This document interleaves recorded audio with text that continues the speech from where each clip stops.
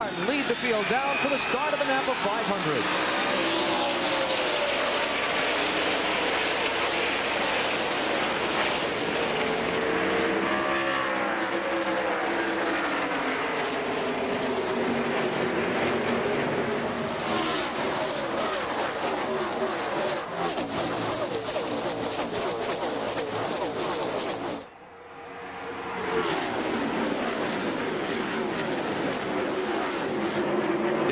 Jr. leads. Mark Martin slides into second. Dave Blaney is third.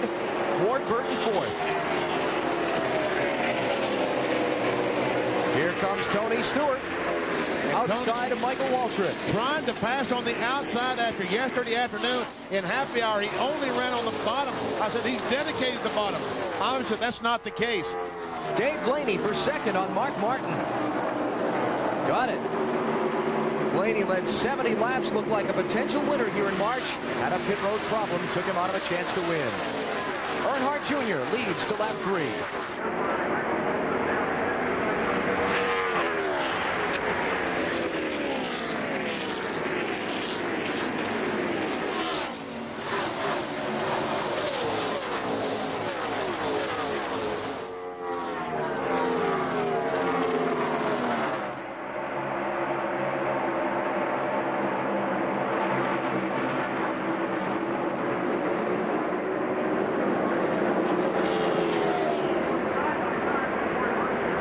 Boy, is Tony Stewart flying. He is really going somewhere. But I tell you, Dave Blaney, that 93 car, is also going somewhere. As we ride along with Bill Elliott and watching that battle between Ward Burton, the 22 car, and Tony Stewart. Tony started 12th. He just took 4th from Ward Burton.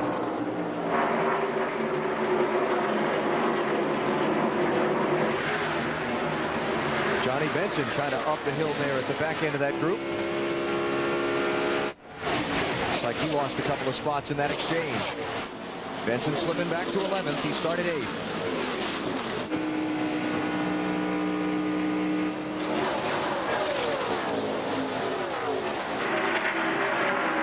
There's Todd Bodine. That light blue 66 car having a good run early. And here comes Blaney. And he's doing it in the right place, right in front of this huge crowd at the Atlanta Motor Speedway. New leader. And that's one of the lame duck brigade. Drivers that are going someplace else next season, but they're sure not scrimping on their effort here.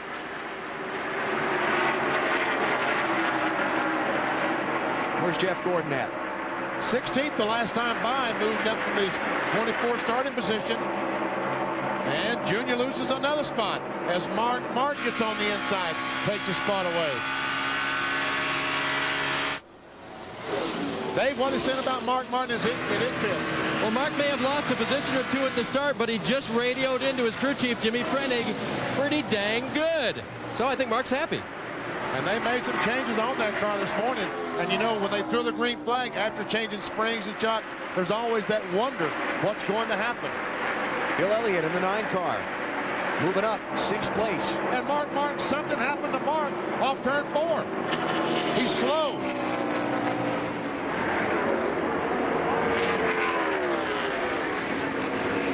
He wouldn't have just decided to go follow Tony Stewart, would he? No, I think that look at the left rear corner of his car. Does it look like something's wrinkled up there? Yeah. Yes. Yep. Now that's why he went up the racetrack. Wow. He's got the back mark, got an arrow loose there, and on board with Dale Earnhardt Jr. And I'll get back to it here. See, Junior didn't hit him until he got a little bit loose and had to squeeze off the throttle. When Mark did that, that's when Junior ran the back of him. So we'll put that in under nice save, Mark. Very nice save. And that's probably going to affect Mark's car a little bit, I would think, BP. I don't know what that thing's sailing out there in the left rear, behind that left rear tire. We'll have to keep an eye on him. 2nd place, Tony Stewart on the move again.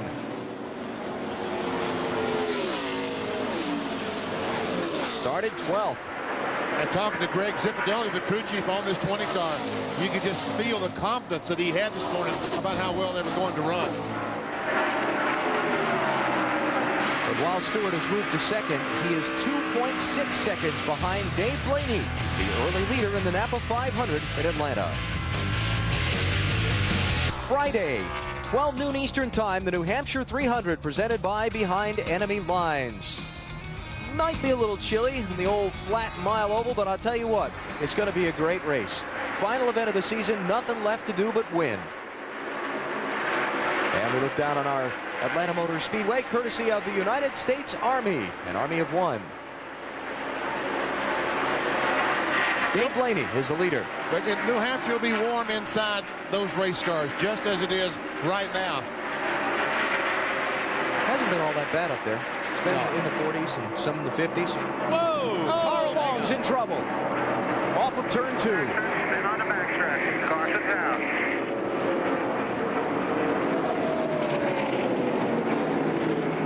Lap 16, first yellow of the race. Carl was running about 29th to 30th the last time by.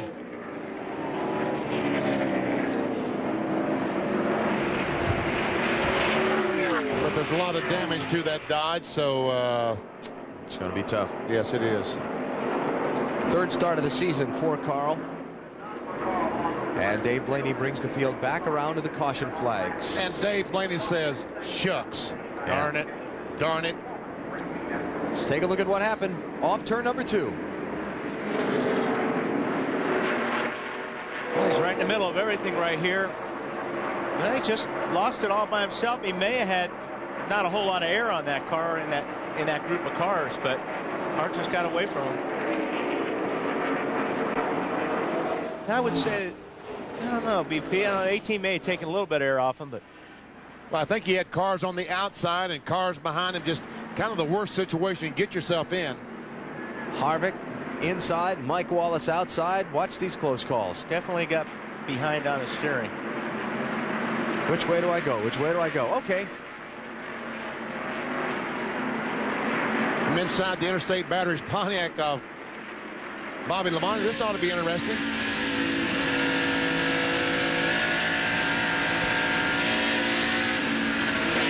Wow. That's pretty close. That is so close. The Goodrich Chevrolet of Kevin Harvick.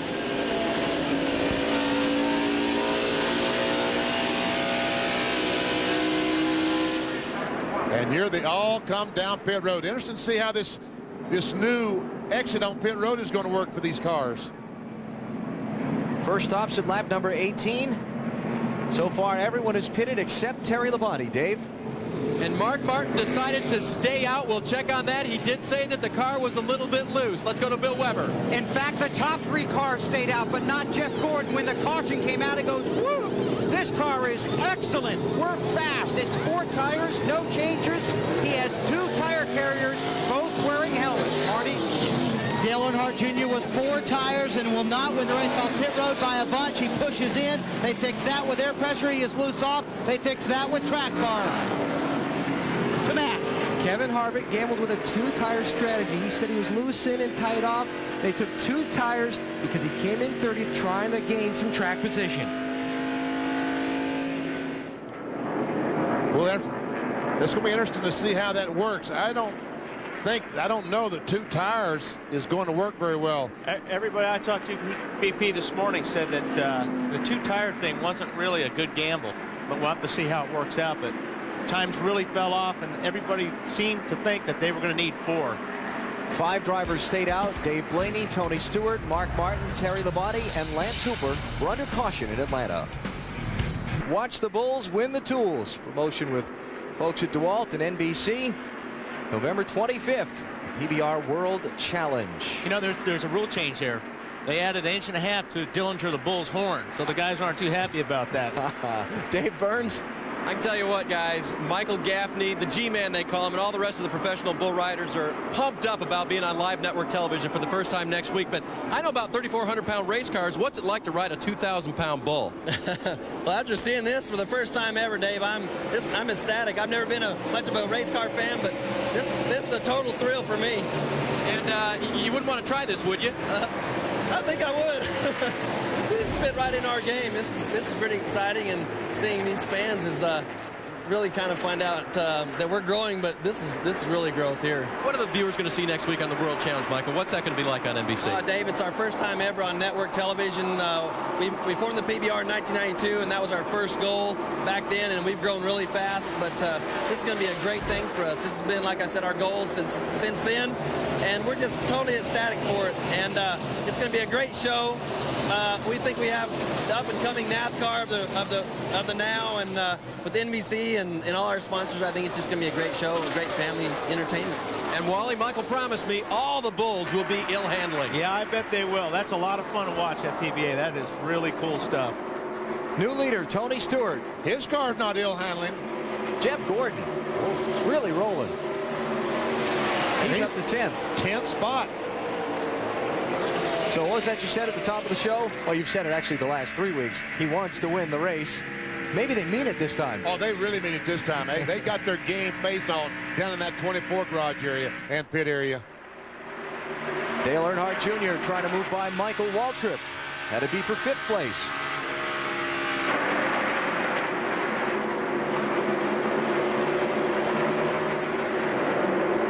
So it's Elliott 4th, Earnhardt Jr. 5th. Mark Martin's car couldn't have been damaged that badly. He's hanging right in there in 3rd and didn't stop for tires. Dave, how about the decision not to pit there? Well, Alan, first of all, Mark did radio in that the car was a little bit loose getting into the corners now. Jimmy Fennigan's crew chief and Mark talked about coming in, and then they indicated that they were sort of 50-50 on it, like they might have screwed up, but they're not too bad for staying out. So right now, Mark's got what he's got, just a little bit loose getting into the corner. Now here comes Jeff Gordon. He took him 3 wide off turn 4. Inside of Todd Bodine for 7th, looking for 6th on Michael Waltrip. And they're going to be 3 wide off the 2nd corner. Oh, and Michael's throwing the dust.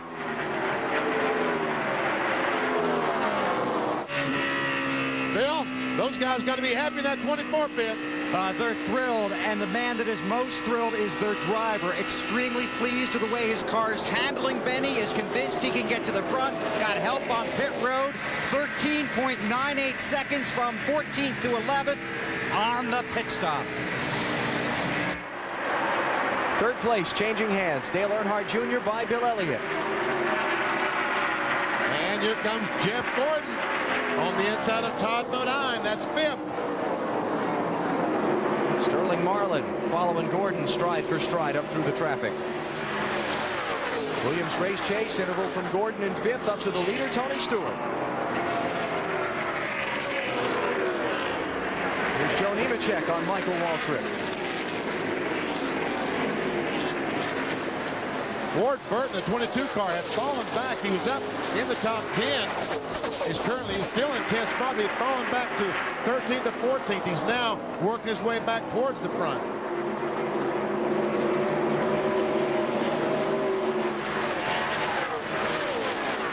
Matt Kenseth, Ricky Craven, Joe Nemechek there. Dale Jarrett in that group also.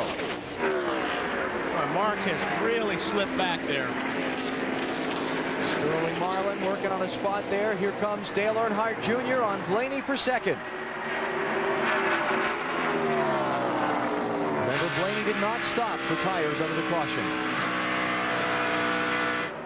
And about right now, he's saying, shucks. Him and Mark both. And Tony Stewart. This is 6th place. Sterling Marlin in the 40, Todd Bodine in the 66. Now Tony Stewart's turn to say, aw, shucks.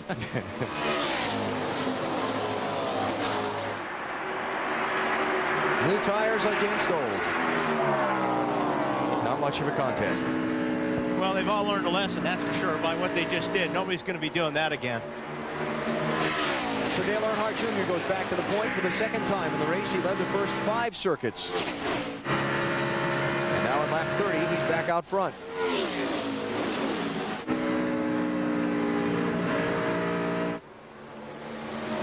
Here comes Bill Elliott. This is for 3rd place on Dave Blaney. Elliott gets to the front. You're going to hear a roar. It'll make these grandstands shake.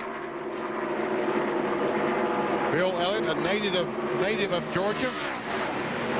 Grew up couple hours north of Atlanta. And he goes by Dave Blaney to get third. Elliott, a 5-time winner here in Atlanta.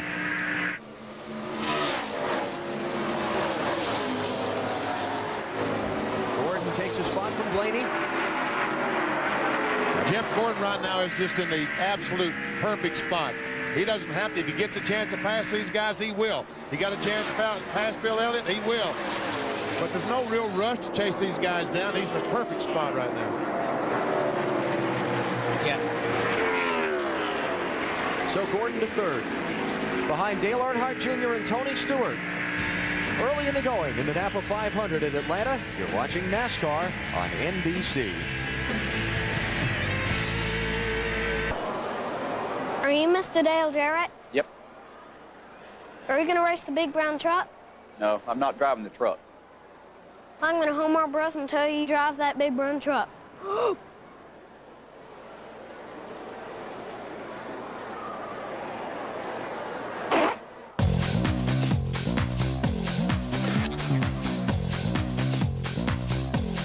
Speedway, second to last race of the NASCAR Winston Cup Series season for 2001.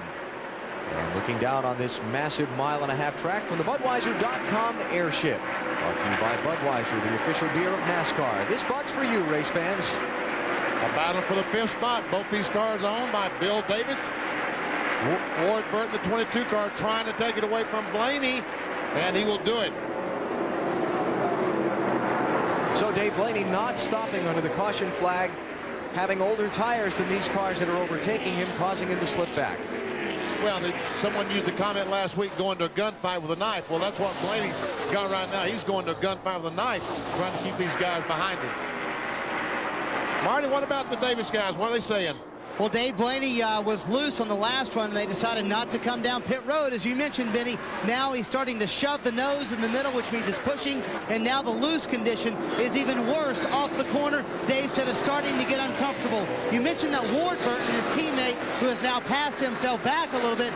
Ward was letting his tires come in. Now that they have come in, he's moving to the front. There's another guy moving to the front. And BP, that high line, especially in 1 and 2, looks like it's the fastest way around here, which usually down low is better. Jeff Gordon passed Tony Stewart for second during the commercial break a moment ago. Here he comes for the lead.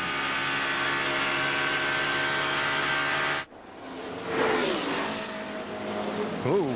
Oh. I think Junior thought about using that high line, but wisely decided not to do that. And Jeff Gordon goes to the front. Just past 50 miles. And Gordon puts himself to the point. Now, what that means for the championship is that now he just needs to finish 31st or better to wrap up the title today, because he's got the 5 bonus points for leading. And Bill Elliott going by Tony Stewart, taking over the 3rd spot. And Tony Stewart got him a bug. Yeah. Big red bug. Yes. That's kind of gruesome, wasn't it? Tell you what, Tony Stewart's hanging in. Tony Stewart is hanging in very, very well, having not pitted. Yeah, Tony probably at the front of this thing if he would have put 4 fresh tires on. Problem for Stewart and Blaney right now, we're coming up on lap 50. They can only go about 55 or so before they're going to have to pit. And if they don't get another caution, that could be big. Yep. They will definitely go a lap plus down. Ricky Craven in the 32 car is on the move. Started 13th. He's just taken 6th from Ward Burton. Martinsville winner earlier in this fall in that 32 car. Alan, I think your batteries in your computer are getting weak again, because I think that Jeff Gordon before the race had to run 32nd or better. I think now it's about 33rd or better. I read it out of the press release, Benny. That's all I know. I didn't do the math on that one. I thought his computer was going down again. DJ, you know, he has started in the back, near the back, and has worked his way up to the 10th spot. Started 33rd. Wow, great run.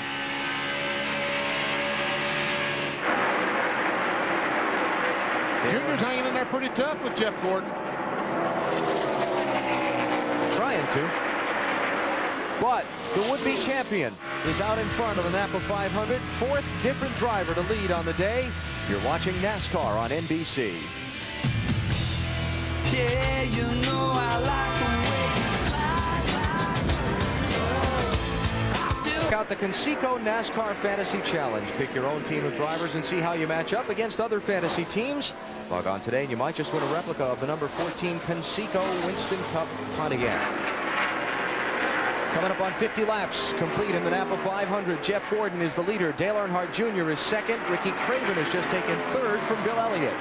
It looks like Tony Stewart is able to keep up with Elliott, and it looks to me like he's getting a little bit closer, even though he hasn't stopped and changed tires.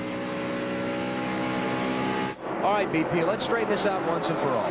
It is 34th or better now that Gordon has led a lap. Thank you. Next time I'll do my own math and make sure it's right. Go ahead, Wally. I could see you biting your tongue on that one. And the big thing is Tony Stewart, as they run right now, has moved into the second spot. Yep. Ricky Rudd is running pretty deep in the field. He's 28th. Yep. The 28 car is 28th. Tony Stewart, meanwhile, is 5th. But Tony's got some problems.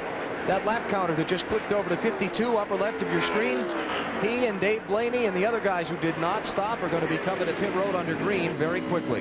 And then all they can do is hope that the other cars don't catch that caution flag. They've got to make a green flag pit stop as well.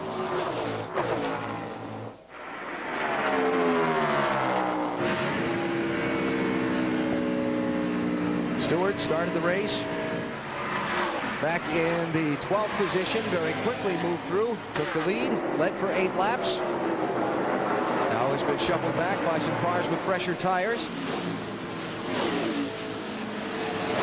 And within the next 2 or 3 or 4 laps, we should be seeing him come to pit road.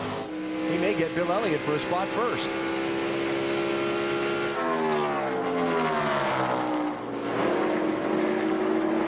This has been such a brutal track on Tony Stewart. Best finish here is 11th. Looking not quite. He's failed to finish the last 3 straight Atlanta races. And we're still very early today, but he's sure looking as good as he's looked. Here he comes. That's Lance Hooper in that 47. They're putting a lap down. That's an Andy Petrie Racing R&D car.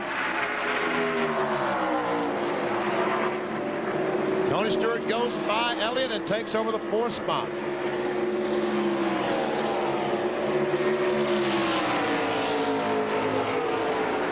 And he is 5.9 seconds behind leader Jeff Gordon. Turn is really good. It's just trying to get the road, get that middle. Just don't slide that nose a little bit too much. Listening to Jeff Gordon's radio as we go through the field and check in on how some of the top runners are doing in the early going.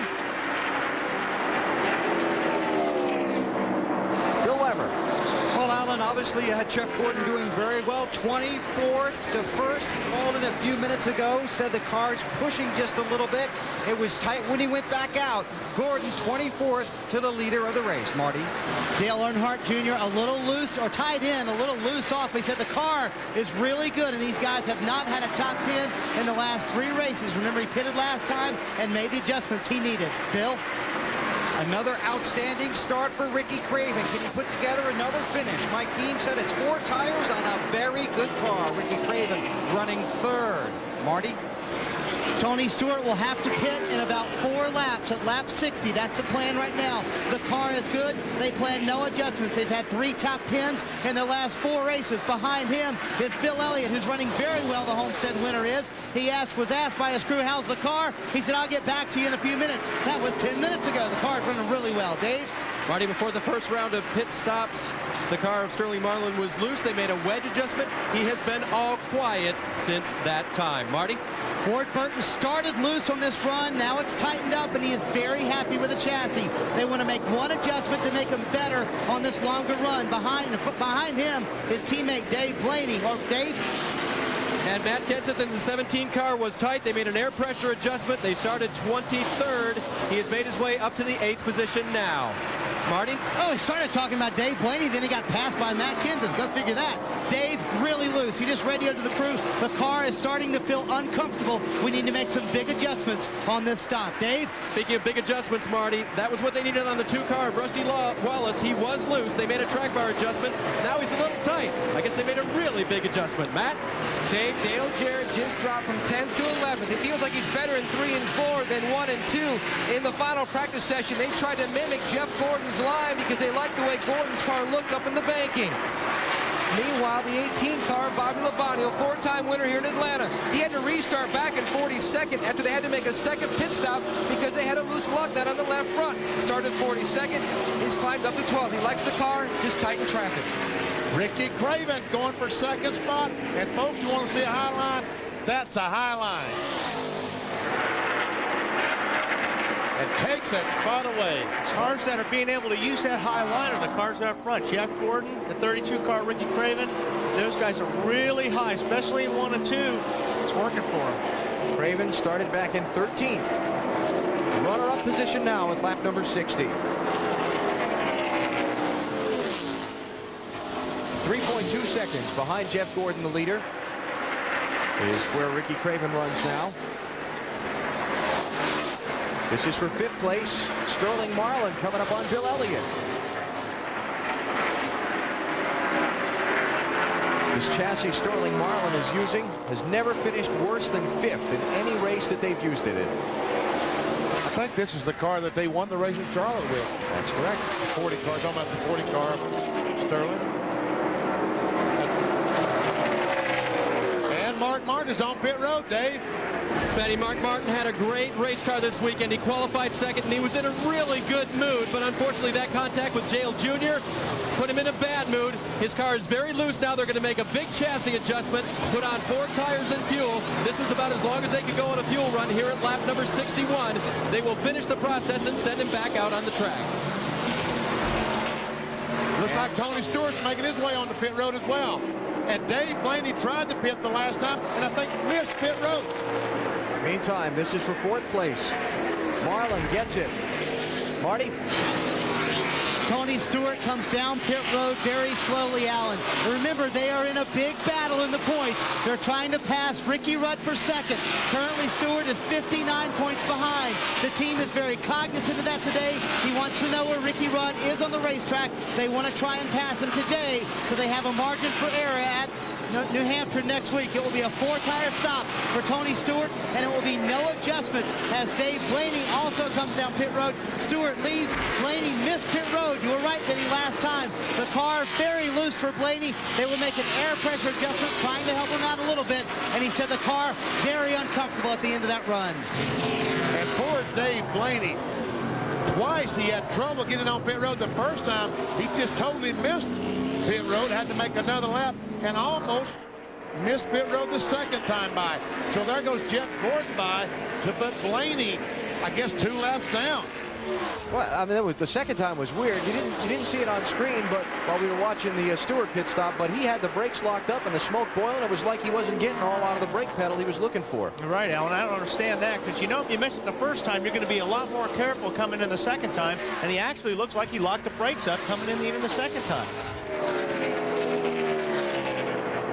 Let's go back and take a look at that second attempt at pit road on Dave Blaney. See, he's already going slow. It's not, he's got a lot of front brake in that car by the looks of it.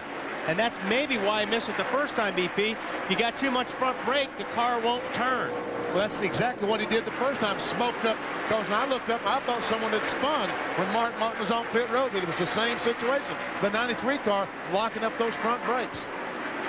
Oh, look at Jeff. That's a high line, too. He's up there against that wall. So Blaney and Mark Martin are both 2 laps down now by being as far behind the leader as they were when they pitted, and Blaney having his problems. Tony Stewart is 1 lap down in 39th, and hoping the rest of these guys have to come in before the yellow flag waves. Pins and needles time for Stewart and his crew. Oh, wow. That was close. Junior's not leaving a lot of room for error today. We saw that little run-in he had with Mark Martin earlier. And well, once Blaney gets some temperature in these tires, he should be able to pass these guys and move on and maybe get at least one of those laps back under the green here.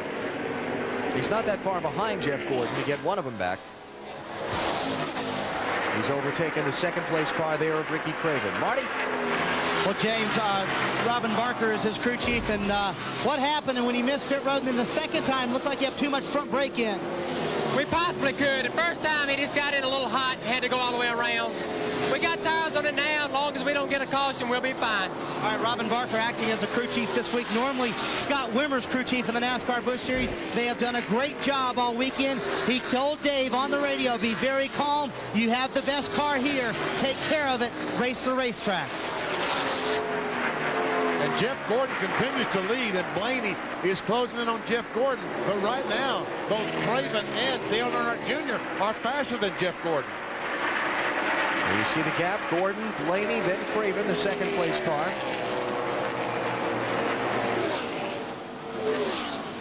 Leaders all stopped at lap 18. So they got to sweat it out for another 8-9 laps. Yeah. So Blaney gets one of his laps back from Jeff Gordon, but he's still back in 40th position right now. Gordon, Craven, Earnhardt Jr., Marlin, and Elliott, the leaders in the new leader, Ricky Craven. He and Dale Earnhardt Jr. have just overtaken Jeff Gordon moments ago.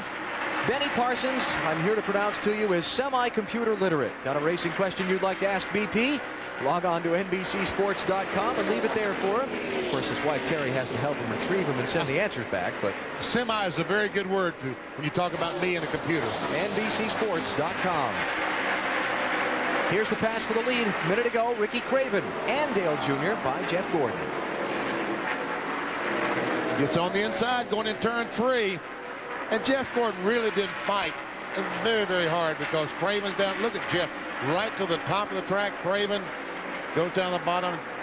And as I said, Jeff didn't really fight that too hard. Well, the car looks like it really got tight there in the center, and that's what he'd been complaining about early. He's on pit road. 4 tires, guys. How about it, Bill? Here comes 24. And while his car's been just a little bit tight, he could have stayed out a little longer on fuel, but they learned on the first run how good this car is, so they don't want to take any chances. This is 4 tires, a slight air pressure adjustment to help the car, try and prevent it from getting so tight. Gordon knows he has a good car, wants to see if he can get it to the finish line first. At the end of the race, he's on his way. Great pit stop. Matt, 99's in.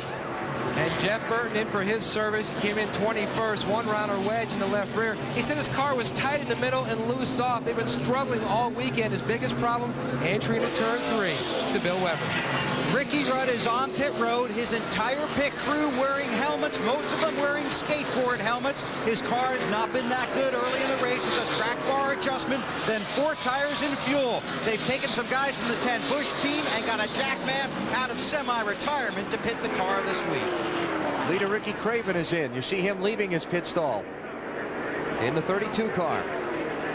Michael Waltrip's in. Marty? And remember, he took 2 tires last time, Alan. They picked up a very bad push. It will be 4 tires, and Slugger Labby says, I won't take 2 tires ever again. The rear tire changer kind of fell down when he came across to Dave Burns. And the 40 car of Sterling Marlin, they said they were good. They're going to make a 4-tire change, no adjustments, and a full load of fuel for Sterling Marlin. Great pit stop. Marty?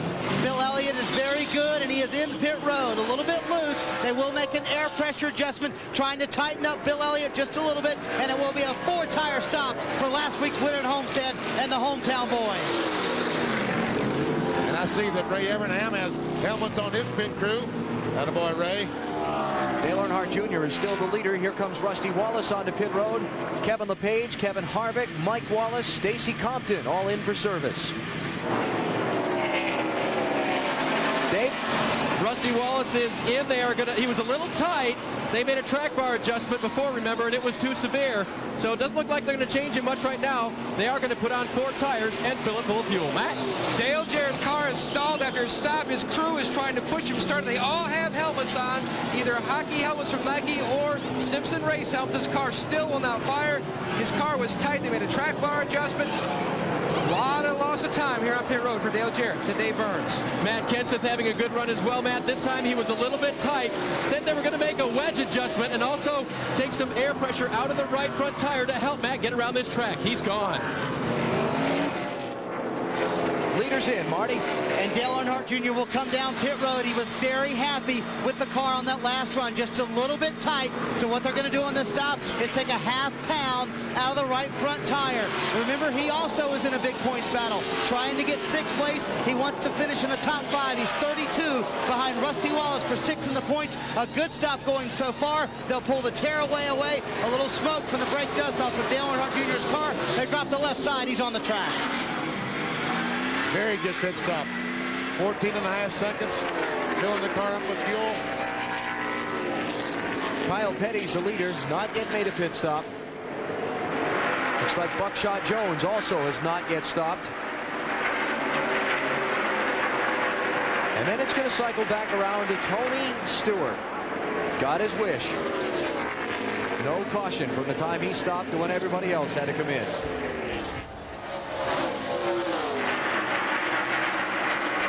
Well, the Grinch isn't going to like this. Jimmy Spencer, stop and go penalty, speeding on pit road.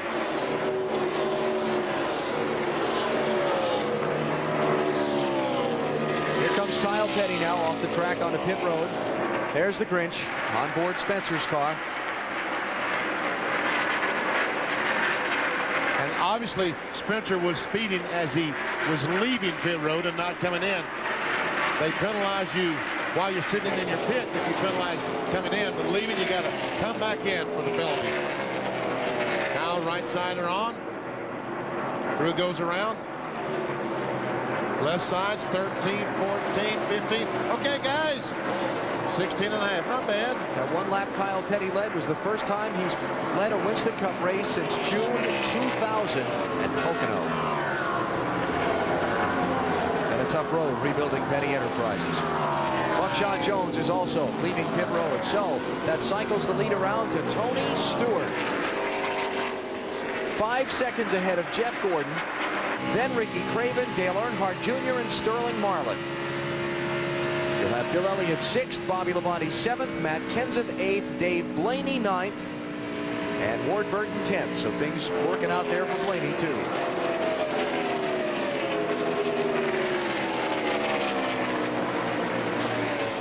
And also Mark Martin, who had done the not hit under the first caution. He's back on the lead lap in 15th place.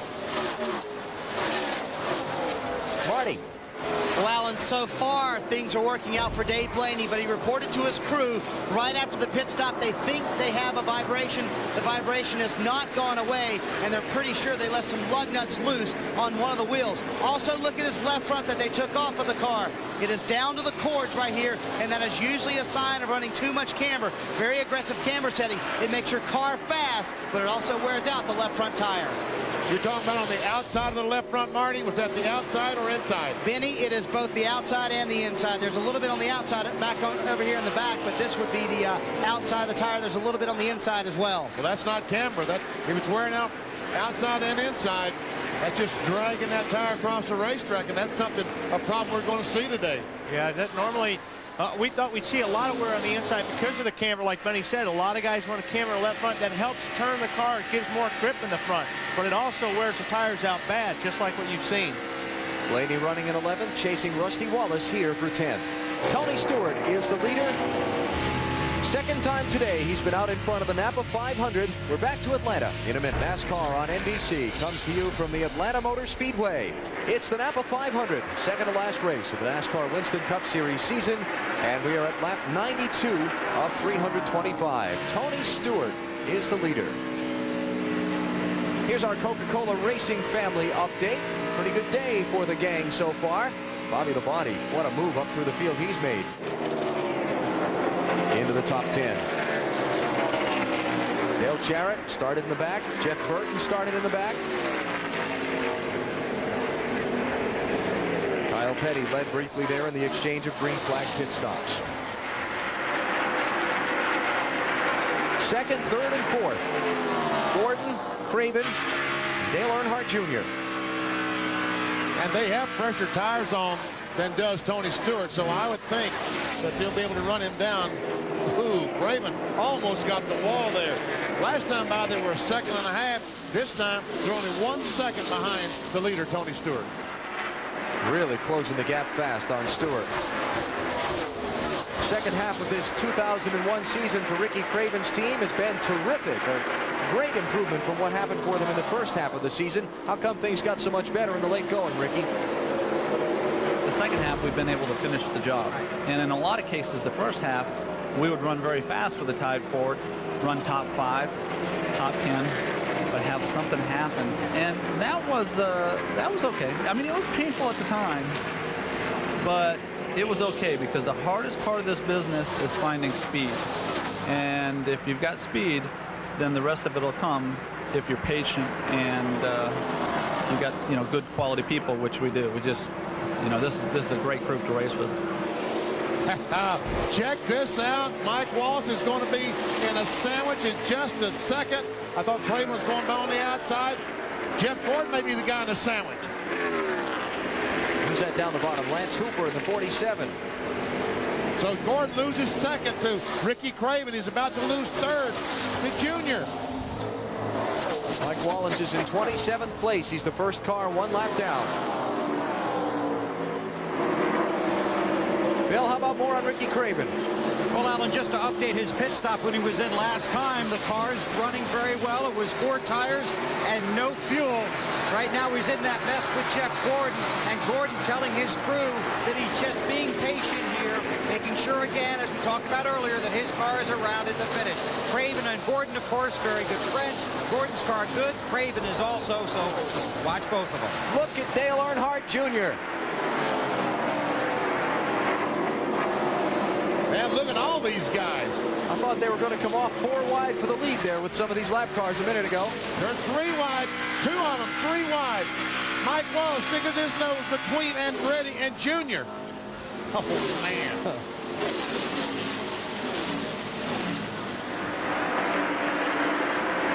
Whoa, John Andretti. And Craven snuck up behind him. A little arrow loose. Looks like Ricky might have chosen the wrong line as Junior goes by for the second spot. Looking down on this great action from our U.S. Army Skycam, courtesy of the United States Army, an Army of 1. Dale Jr. to second. Ricky Craven squeezing Jeff Gordon in behind the yellow car. That's Hermie Sadler going a lap down. Yeah, Jeff, like you said, he's been real smart, real safe right now. He's not going to force the issue. Stacy Compton there in the 92, the yellow and white car. Talked to those guys this morning. They were very, very happy with their race car. Thought they might have a chance to win today. Right now, trying to struggle to stay in the lead lap. Yep, he's just become the first car 1 lap down. He's in 25th place. There goes Mark a lap down. Dave, ever since he got that fender wrinkled up early, it's just not been the same race car. Gone downhill from there, Alan. Remember, they stopped on lap 61. The car was very loose, and they made a wedge adjustment and changed 4 tires, but he's still loose. I just checked with Jack Roush, team owner, and he's still loose. Boy, this is terrific action.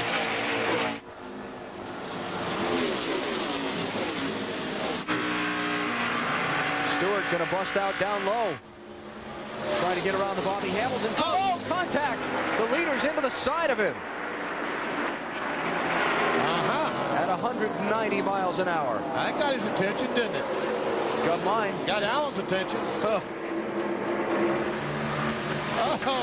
Junior, was there room down there? He made room on the inside of Mike Wallace. By the way, that put Bobby Hamilton a lap down. He's back in 24th place. Marty, how about our leader? Well, Stewart just came on the radio. He said, we got hit really hard on the right side. I don't know what happened there or why it happened. The spotter looked at the car. He said, it's clean. You have no tire rub. Forget about it. Well, as long as it was tire to tire, he'll be okay. But if he bent that right front fender in, then that's going to be an issue. Would that have shown up already, though, the handling? Wouldn't that have shown up in his lap times just already, if he bent it? Probably going to show up more when he's got more laps on the tires. It's bent. Yeah. Definitely bent.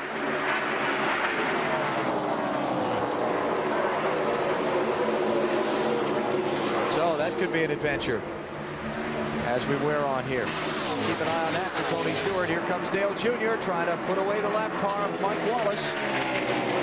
And Mike in that 12 car desperately trying to stay in front of these guys. See, Junior's running high in 1 and 2, and on the bottom in 3 and 4.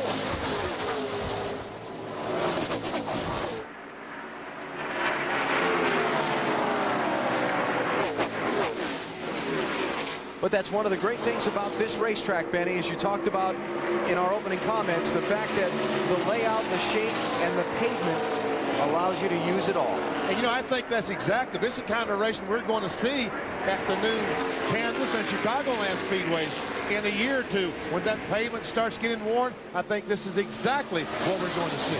Didn't see this here in '97 when this track was first made out this shape and had fresh pavement. It took a couple of years. It was exactly like Kansas and Chicagoland.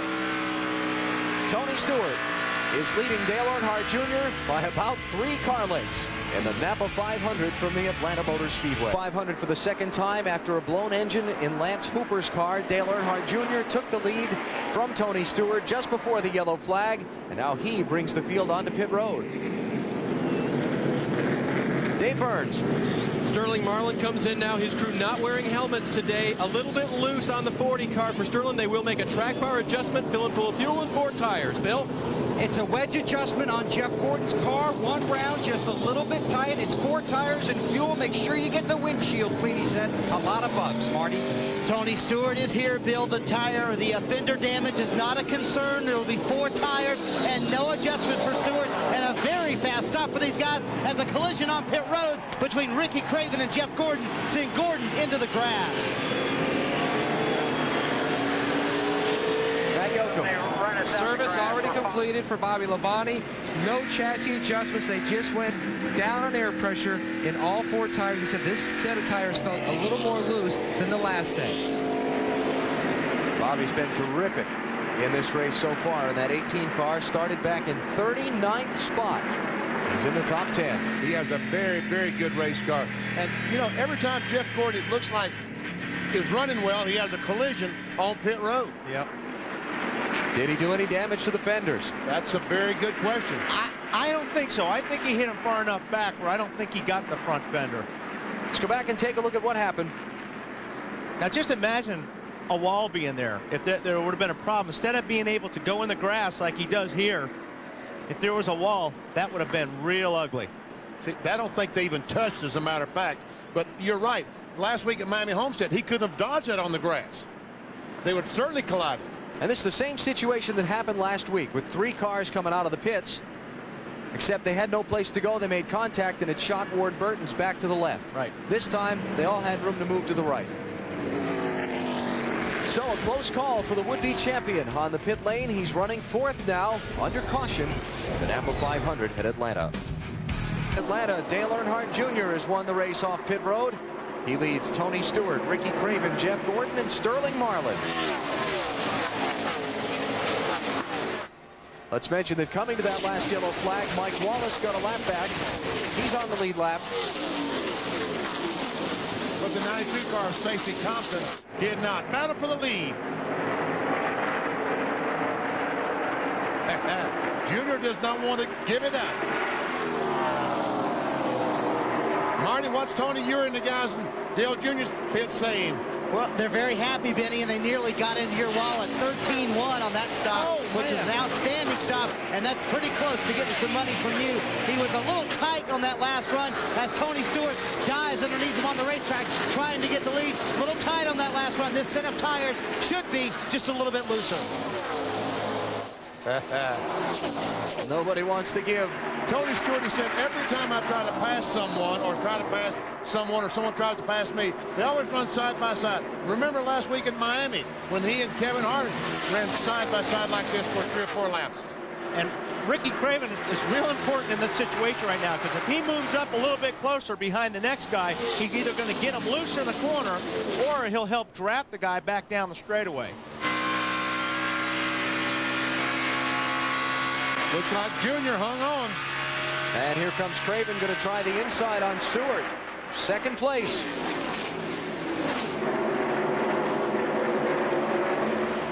Slide job and move up and shut that lane off.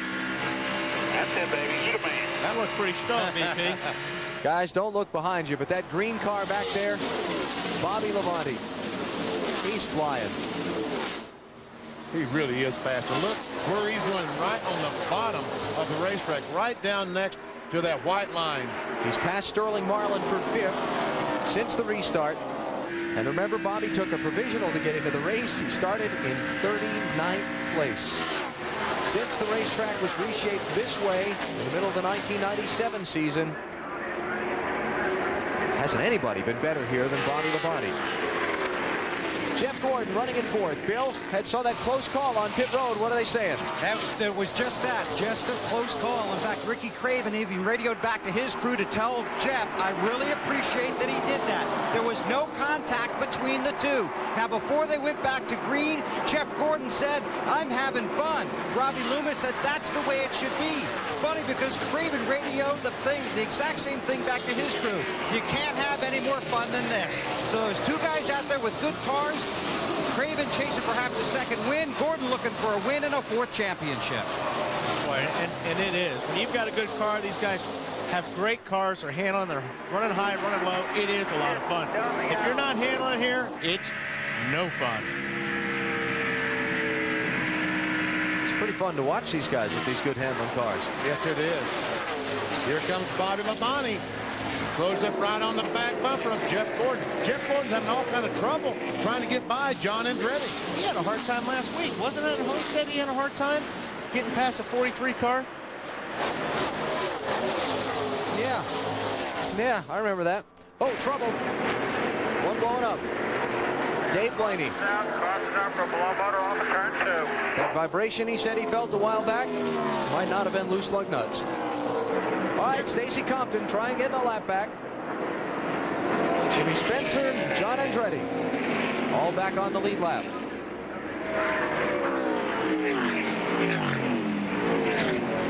Let me check that. Spencer was getting one of 2 laps he lost back. Man, it's too bad. Blaney has run so well here at the Atlanta Motor Speedway, both races. This was back in March. Led 70 laps, left some lug nuts loose on a pit stop. And by the time he limped that thing back around to pit road and got it all fixed and repaired, he was laps behind and wound up finishing well down in the pack. Then today, Blaney's out in front for 16 laps early in the race. That's not a good sign. Evidently, the car was running. Evidently, it's from the oil line off. Marty, what are they saying? They don't know, Benny, and they're looking right now. They think it might be an oil line, but there's no oil up on the hood, so they're kind of looking around to see what it is. It smells of oil down here on the pit road, but maybe that was the vibration he felt earlier, something going bad in the engine and giving him an early indication it would be a problem later on. Well, they're sending the cleanup trucks out onto the track to cover oil, so he's put something down in that problem. We're under caution here in Atlanta. Compounding here in the NAPA 500 at the Atlanta Motor Speedway. He left his pit stall, as we saw a moment ago, came back in and has gone behind the wall. Yeah, it looks like if you look when he goes by and he leaves the pits, if you look behind it, it looks like he's trailing oil. This trail right here looks like it's coming from the back of his car. So I don't think they quite knew what it was, but they're still in the front of the car, BP. I thought maybe the rear end. Now, Michael Waltrip came in to pit behind where Blaney's car was. He found the oil. Yeah, you see the oil there where you see the 93 guys out there trying to clean the oil up, and there you see it. That streak of oil right there, sorry. So Mikey must have hit it, couldn't get woed down. Exactly. And he's back in for a second stop under this caution flag.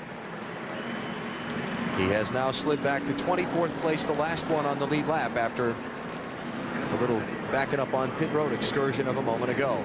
We're going to be under this caution for a few minutes because they've got oil all the way around this mile-and-a-half track and down pit road to clean up. So we'll take this break and come back to Atlanta in a minute. To the NAPA 500 at the Atlanta Motor Speedway for oil from Dave Blaney's car scattered all around the surface.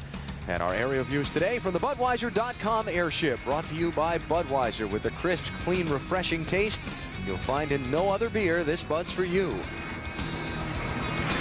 NASCAR Busch Series season wrapped up last Saturday down in Homestead, Florida. We check it, brought to you by AC Delco. Kevin Hart, that doesn't belong for Casey Atwood's car. It's a tearaway off of the windshield, off of somebody's windshield. I think somebody dropped that one along the way, and he picked it up. Still cleaning up all the oil mess around the track. Let's take a break. Dale Earnhardt Jr. is your leader. In flag in the NAPA 500, Dale Earnhardt Jr. is the leader. The top 13 did not pit under this caution flag. The leaders marked with our race chase bubbles. The cars not so marked like Ricky Rudd. A lap down, trying to get one back from Dale Jr. And look at Ricky Rudd go. But here comes Junior back. He gets that great run off the second corner. Look at the cloud of dust as they run through all that oil dry. Oh, Jimmy. Spencer in that 26 car got down in the corner and started up the hill. And it seemed like Tony Stewart sensed that he was there and moved up to give him some room.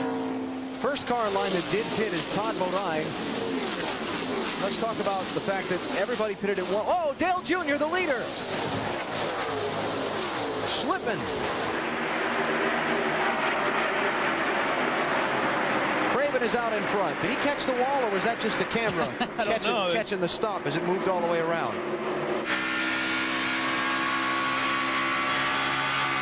Sounds like he's still going okay.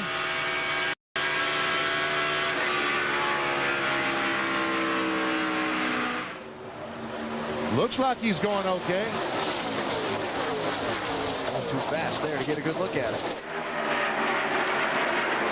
How about when you restart on a track that's had all that oil dry put down on it? Well, they brought the blowers out. They blew as much of it off the surface as they could. Yeah, you can only do so good with those jet dryers. And I'm certain that those cars down on the bottom that had to go through that speedy dry were slipping a bit. Marty? Oil dry is exactly what happened to Dale Earnhardt Jr. He hit a little bit, and being the first car in there, he's going to hit it first, obviously, and that's what happened to him. They brushed the wall a little bit, but Tony Eury Sr. said it's no cause for concern. Doesn't seem to be. Went back by Jeff Gordon. So Dale Jr. running in third. Ricky Craven starting to feel some pressure, too. Look at all that lap traffic mixed in there. Here's Tony Stewart, going to bid for the lead on Ricky Craven.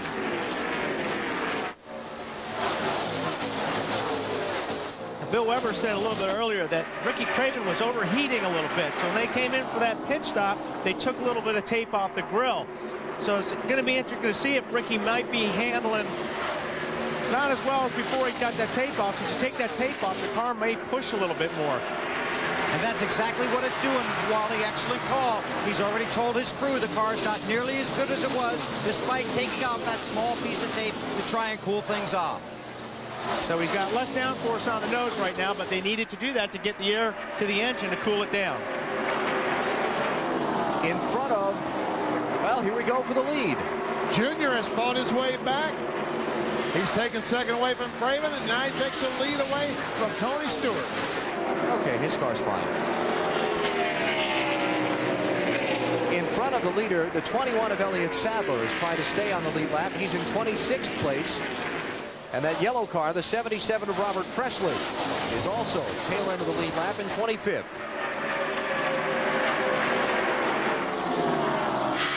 And Dave Blaney has just come back out on the speedway, 12 laps down. 41st place, a hole in an oil line.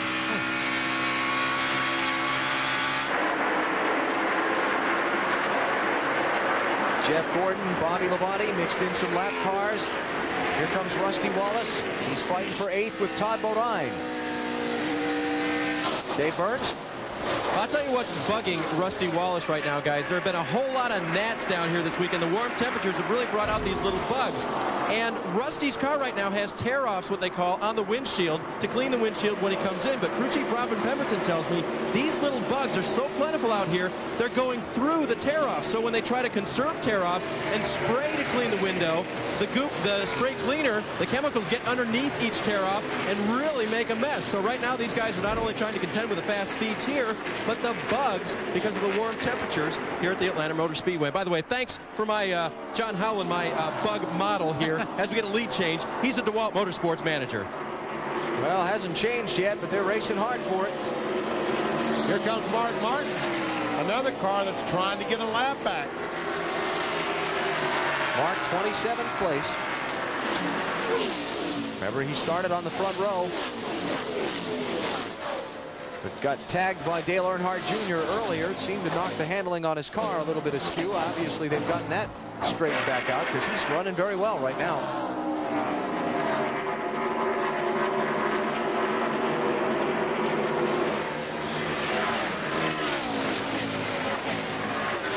So I started to bring the discussion forward before about the decision not to pit under this caution for most of these front runners. 13 cars stayed out at lap 121. At lap 109, they had pitted last. So not that many laps, right? Only 11 laps or so. Well, of green flag racing. Of green flag racing. They may, who knows, they may live to regret it, just like it looks like that it may cost Tony Stewart, Mark Martin, and Danny Blaine earlier on. Caution flag came out and saved them. They're playing it the way that there's no set way to do this, and they're just playing it the way that they're playing the hand that's dealt to them and see what happens. Well, the cars are handling good enough. These guys are obviously all real happy with their chassis, so they feel like that they can run a long time and handle well. Why come in and stop? I mean, like you said, Alan, it's only 10 or 11 laps. So they may be safe with that. Plus, the other guys got to go through traffic. Remember earlier? I was going to say that. I was watching it. I said, well, let's see if Mark puts his nose on the rear bumper of Dale Earnhardt's car and see if it gets him loose. He got close.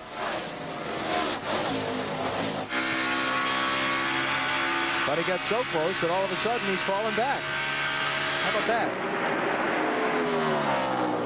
Jeff Gordon about to lose a spot. He's currently in the 4th position. Bobby Labonte is 5th. And Labonte's been run right on the bottom of the racetrack all race long and been very fast.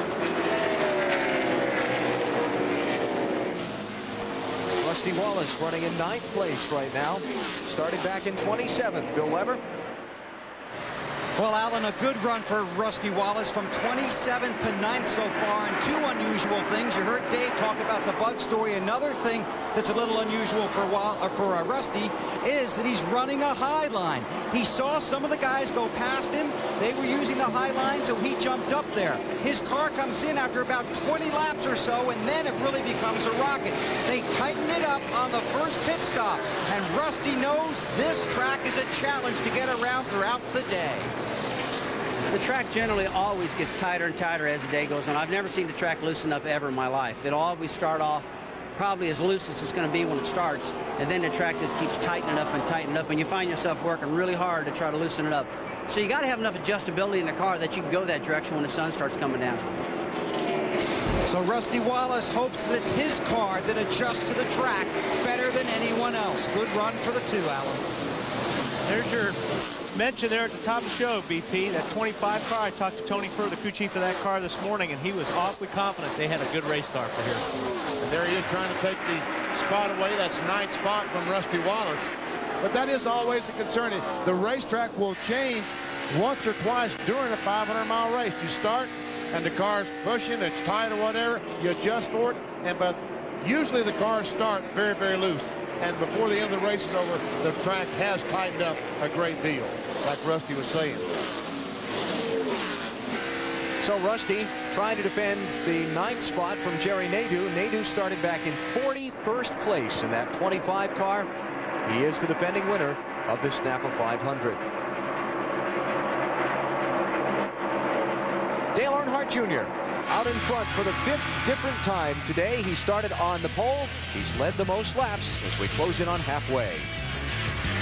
Look, Dale, I know how you loved trucks when you were growing up, and if you want to race that big brown truck, I want you to know that I'll support you 100%. I mean, it's a nice truck, nice brown, everybody. Dad, I'm not driving the truck.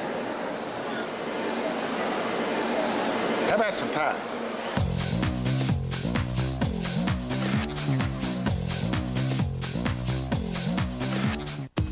This is Colorado to get here yesterday from your brother's wedding. Jeff, full throttle in the old CD player? I don't have a CD player. That's right. You're not up on that technical No, stuff. I don't know how to work that. Well, I do. And I have. It's good stuff. No banjos. Okay. Benny, we will find you a CD with banjos, I promise. Okay, good. Full throttle available in stores and at shopnbc.com. Your lead is closing in. Ricky Craven creeping up on Dale Earnhardt Jr. You know, Ricky Craven talked about his car not being as good because of the tape, but after they've run a few laps, he's right now definitely the class of these two cars. You know, I read in the manufacturers published this, all put out notes about the chassis that each team is using in the race today. And the Ford publicist said that this is the chassis Ricky Craven won at Martinsville with. Here in Atlanta, slowest track on the circuit, fastest track on the circuit. Go figure. Makes no sense. If it is, it's working. Yes, it is. It's a good car. That's what it tells me. How's Jeff Gordon doing? Jeff Gordon is struggling right now. There he is, back in 9th position. But don't be alarmed, Jeff Gordon fans, because Ricky Rudd, the 28 car, is back in 29th. He's a lap down to Jeff Gordon. Just coming up on halfway in this race, so things are looking good for Gordon to finally cart that Winston Cup Championship trophy off this afternoon. Check out our telemetry with Jeff Gordon. She goes down to 152 miles per hour. Down to turn 1. He will accelerate up to around 190. In turn 3, exactly 190. How about that? Should be a little bit faster down in turn 1. Probably 191, 192. Because the straightaway has a better exit and entry.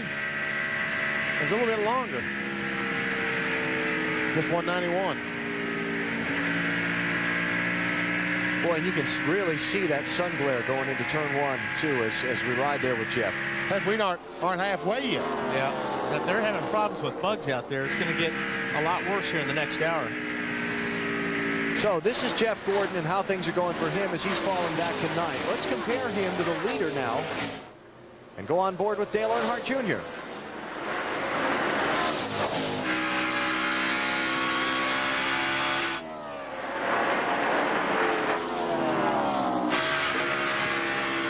Wow, a lot of bugs. A lot of bugs.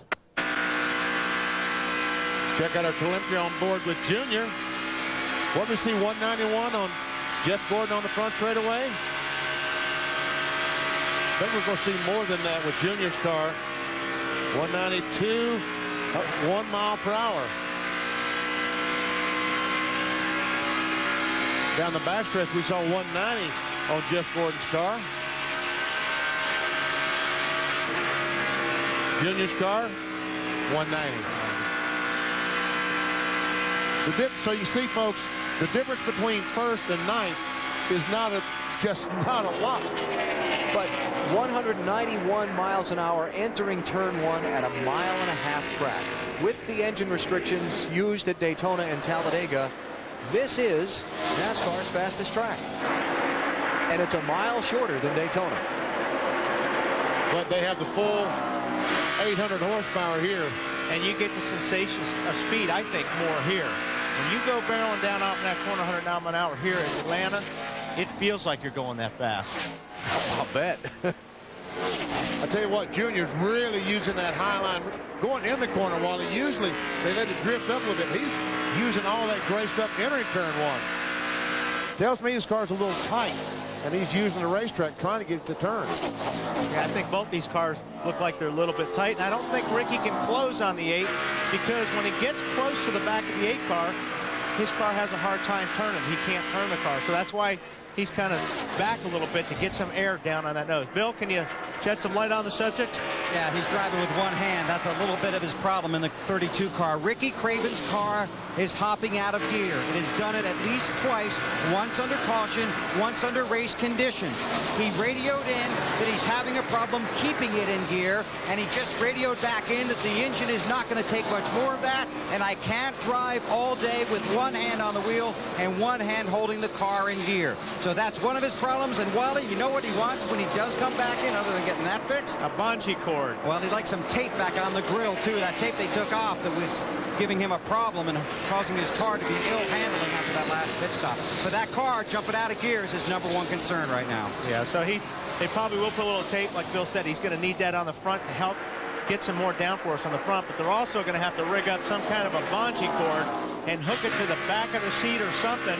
So when you put it in 4th gear, you take that bungee cord and hook it on the stick shift, and that will keep the shifter back in gear. Little peek for the lead, not yet. I think that a crewman will have to jump inside the 32 car to install that bungee cord that Wally was talking about. They've got the side window here, don't they? Yeah, they do have the side window. I think Ricky's going to have to wind up doing that, or they're going unless they do it under a yellow BP, Ricky's going to have to figure something to hook that thing to. We are about 8 or 9 laps away from pit stops for these leaders. So let's take a commercial break here. Dale Earnhardt Jr. and Ricky Craven are the top 2. Jeff Gordon running in 9th spot, trying to lock up the NASCAR Winston Cup Championship today. The NAPA 500 is ongoing for the NASCAR Winston Cup Series. Just crossed the halfway point of the race, and we look down on the facility, courtesy of the United States Army, an Army of one. There are 212 ways to be a soldier. Find out more at GoArmy.com. When we went to break, Ricky Craven was up there right on the back bumper of Dale Earnhardt Jr. Well, he took his hand off that shifter and really tried to take the lead from Jr. And Wally saw it jump out of gear coming off turn 4. And you saw, now you can see he's back 2 1/3 seconds behind Dale Jr. Really driving with one hand. And you know, BP, those motors don't like you hitting 95, 100, 10,000 or whatever that thing hit. When you're in 4th gear and that thing jumps out of gear, ooh, that's ugly. Matt Kenseth had a close call just seconds ago. Matt's been running a really high line in turns 3 and 4. And he needed a higher one. Yeah, he needed, it wasn't a close call. It was a little damage, a little hand kick to the wall. He goes in the corner like Junior's trying to use all the gray area. A little bit too high. Dave, what are they saying down there? Benny Matt did radio in. He said the car felt fine after that incident. So at this point, they're not going to worry about it until they make pit stops in just a few laps. 14th place on the lead lap right now for Matt Kenseth.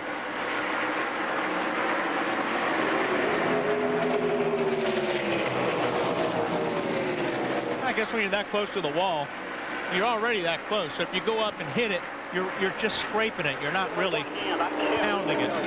All right, the guys who did not stop on the last caution at 121, beginning to pit. Matt? Dale Jarrett's in. He says his car is tight all the way around. They're going to make a wedge adjustment on the left side and change all 4 tires. Kevin Stambears pulls off the tear-offs, leaving only 2 left. You can see all the guys over the wall have either hockey helmets or Simpson helmets for safety this afternoon. And Dale Jarrett, by pitting this early, does that mean that he ran out of fuel the last time or just stalled it trying to exit the pits? Well, they pitted at 109. So that's 61 laps. That's about a normal window, isn't it?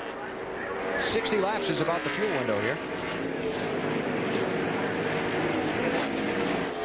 All that cloud of dust out of the inside was Dale Jarrett running through all the oil dry on the apron, getting up to speed. Here's Jerry Nadeau in, had gotten up to 4th before the pit stop. Jerry Nadeau has been flying in this 25 car. While you talked about talking to Tony Fair, and he was confident they could have a good run today. Ricky Rudd is in. And Ricky Craven is off the pace down the front straightaway. Watching Rudd's crew go to work. There's Craven. Back in, but I can't keep it in. He cannot keep it in. He's got to get in right now. Then it comes out. It feels like maybe something come out of the rear of the transmission. Bill? Well, Mike Beam right now telling Ricky to do the best he can, but as we told you a few minutes ago, that car continues to pop out of gear. The crew on the wall as Craven will begin the crawl down pit road, but this is a very frustrated Ricky Craven. Earlier in the day, very jovial, joking with his team, telling how much fun it is, but that fun has gone out the window now. He feels like there could be a problem in the transmission. His entire crew is here. Of course, they all wearing helmets. They have been doing that throughout the season. So Craven into his pit stall. They'll go around to the right side. They do have a bungee cord that they've taken off their wagon, and they've given it to Craven to try and hook something up. So he shoved the water bottle out. After he gets the car in gear, he'll try and hook that around the shifter and then use the bungee cord. He can't get it in first gear now. Gets a little help getting out of the pits, and this will be a battle for him too, trying to work that through the gearbox, Wally, then get it in gear, and then tie it in gear. And now Marty. Tony Stewart is on pit road with a very good race car. He's a little tight in, a little free off, but they will make no adjustments, no planned adjustments as they come down pit road for 4 tires. Up at the front end of pit road, Dale Earnhardt Jr. also with a very strong race car, a little tight on that last run, and another great stop for these guys as they'll win the race on pit road a bunch. No changes for Junior. Let's go back to that Ricky Craven thing for a minute. He probably had to put it in 4th gear, and that's why he had so much trouble leaving. No, I don't think so, but I'm just wondering, you know, I was trying to listen to what Ricky was saying. I'm wondering things coming out of gear, although he's got it back in the place. He's coming back down pit road. Yep. It's almost like it may be something in the tranny. It won't stay in high gear. So I get a jack stand. So obviously he's got the lever back, he's got the shifter back, and it's still popping out of gear by the sounds like. Sterling Marlin had taken over the lead. Now he's come to pit road, Dave. And his car had been really loose, Alan. They burned a tearaway for Sterling. They take that off. It's a clear view for him right now. It had been really loose. It was coming to him, but it was still just a tick loose. They're going to pretty much leave it the way it is, put 4 tires on him, and fill it full of fuel. Bill? Well, Ricky Craven is back on pit road. He has shut it off, and now the opposite problem. It is stuck in gear, I believe. I believe it's stuck in low gear. They talked about trying to get it out of there and just put it in high gear, Alan, as you suggested a few moments ago. But they're under the car. They have jack stands under there. Winston Cup official watching them very closely, but Craven has shut it off, sitting in the car, and they're working under there to try and either get it out of gear or at least get it into gear. Dave? Matt Kenseth is in now. They will make a wedge adjustment on the car. Matt was very, very quiet over this long run. It was a little bit tight. That right side damage, it looks like they're going to let it go for right now. They'll change the 4 tires, give him a clean windshield as well, and let's go to Marty. Bill Elliott on pit road, very tight for Bill. It's been tight all day long. They haven't been able to help the car very much. The team wearing dirt bike helmets that they picked up on Thursday, and a pretty good stop for these guys, Dave. Way tighter for Todd Bodine on that last run, and then they made a 4-tire change and a track bar adjustment, so he's pitting again now. That was lap 121. He pitted last time. Another adjustment for him this time as they try to make the 66 the most drivable, the fastest for Todd Bodine. Jeff Burton is the new leader as Ricky Craven still continues to sit. Just to back up on that, my thought was that he probably would have had a better time sticking it in high gear and tying the bungee while he was sitting still on pit road, and maybe when he was trying to lug away, he just had it in high gear. I used the bungee cord for 2 years. Really? Yes, hold the car in high gear. With the Lincoln Donny pass. Well, and you shifted with it there? Shifted with it there? No, I didn't shift. You hook it on the seat, you shift. When you get to high gear, you reach for it and hook it on the gear shifter. Another thing, Alan, it'd be real hard to get out of these pits in 4th gear. Oh, yeah. You just destroy the clutch. And Wally, that's what they just tried to do, and somebody jumped on the radio and said, Mike, this is never going to work. So that's when they pushed him back, jacked him back up. Ricky's dropped the window net, clearly very frustrated, but they couldn't get him out of here in 4th gear. Yeah, that's tough break. That's too bad. Anybody know what's going on? They're trying to lock it in gear, Ricky. So the problems continue for Ricky Craven. You know why we can't just put it? Jeff Burton, the leader, is coming to pit road. Lap 181, 60 laps since he stopped. Mike Wallace takes over the top spot.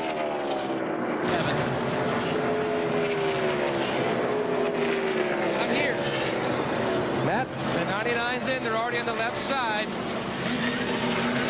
No adjustments from 99. It was tight earlier, but the car started to come to him. Not everybody on this team has helmets on, but they're looking at using helmets for next year. They just didn't have enough time to R&D, find the right helmet that fit them properly with their radio headsets and etc.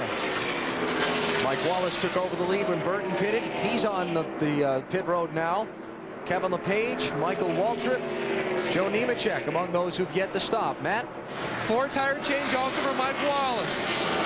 I talked to his crew chief, Peter Suspenzo. They were tight earlier, and it's taken them pretty much all race to get to this point where now the car is pretty good, and he's down and away. Good pit stop. You see that fire in Jeff Burton's right front a while ago? Yeah. How much brake they're using trying to get these cars stopped at inner pit road? Here comes Mikey Waltrip. And we'll go to Marty Snyder to cover the Michael Waltrip stop. Remember, they came down pit road at lap 121 and lap 122. They were very loose on the run before this one. What they did before was they put spring rubbers in the right front and the left front. It made the car much better. Michael said it's just a little bit loose now, so they're going to add half a pound to the right front tire for Michael Waltrip. Fresh off that fine second-place run at Homestead, they pulled the tearaway away, which is very critical today because of all the bugs that are out here and a little bit of a slow stop going for these guys. And they get the left side tires on. Back to Dave Burns. Marty, Kevin LePage is having a good run. They come in this time. They're going to give him 4 tires. The last time I checked with Scott LePage's crew chief, he said the car was good. And so it doesn't look like they're going to make any major changes for Kevin right now. They will take a tear off the window as well for Kevin as they change 4 tires. Joe Nemechek is in. Chris Carrier, the crew chief, is off the box and wiping down the window for Joe to give him good vision. He got in the oil laid down by the one of the cars that blew a motor earlier, the 93 of Dave Blaney, and they came in for a lap 121 pit stop, but made no changes that time. Doesn't look like they made very many this time either. And so the lead cycles around to Dale Earnhardt Jr. But positions have exchanged on some of these pit stops as Jerry Nadeau has gotten out ahead of Tony Stewart. And he takes over second spot. On board with Dale Earnhardt Jr. as he goes down in turn 3 at the Atlanta Motor Speedway. 140 laps to go. Dale Earnhardt Jr. cycles through some pit stops and moves back into the #1 spot. Coming up next on NBC, the ultimate test of human endurance. No, it's not dinner with our NBC crew. It's the Ironman Triathlon. Top American hopeful Tim DeBoom and some of the best athletes in the world take the ultimate challenge, swimming, biking, and then running a marathon all in one day. It's the Ironman Triathlon next on NBC. You write all that stuff? Do I write it? Yeah. I make it up as I go. Ah. Okay. You know what our dinners are like when we go as a group. Ah, I do. They take a while. They do take a while. You see Jeff Gordon and Dale Jarrett. This is a battle for the 10th position.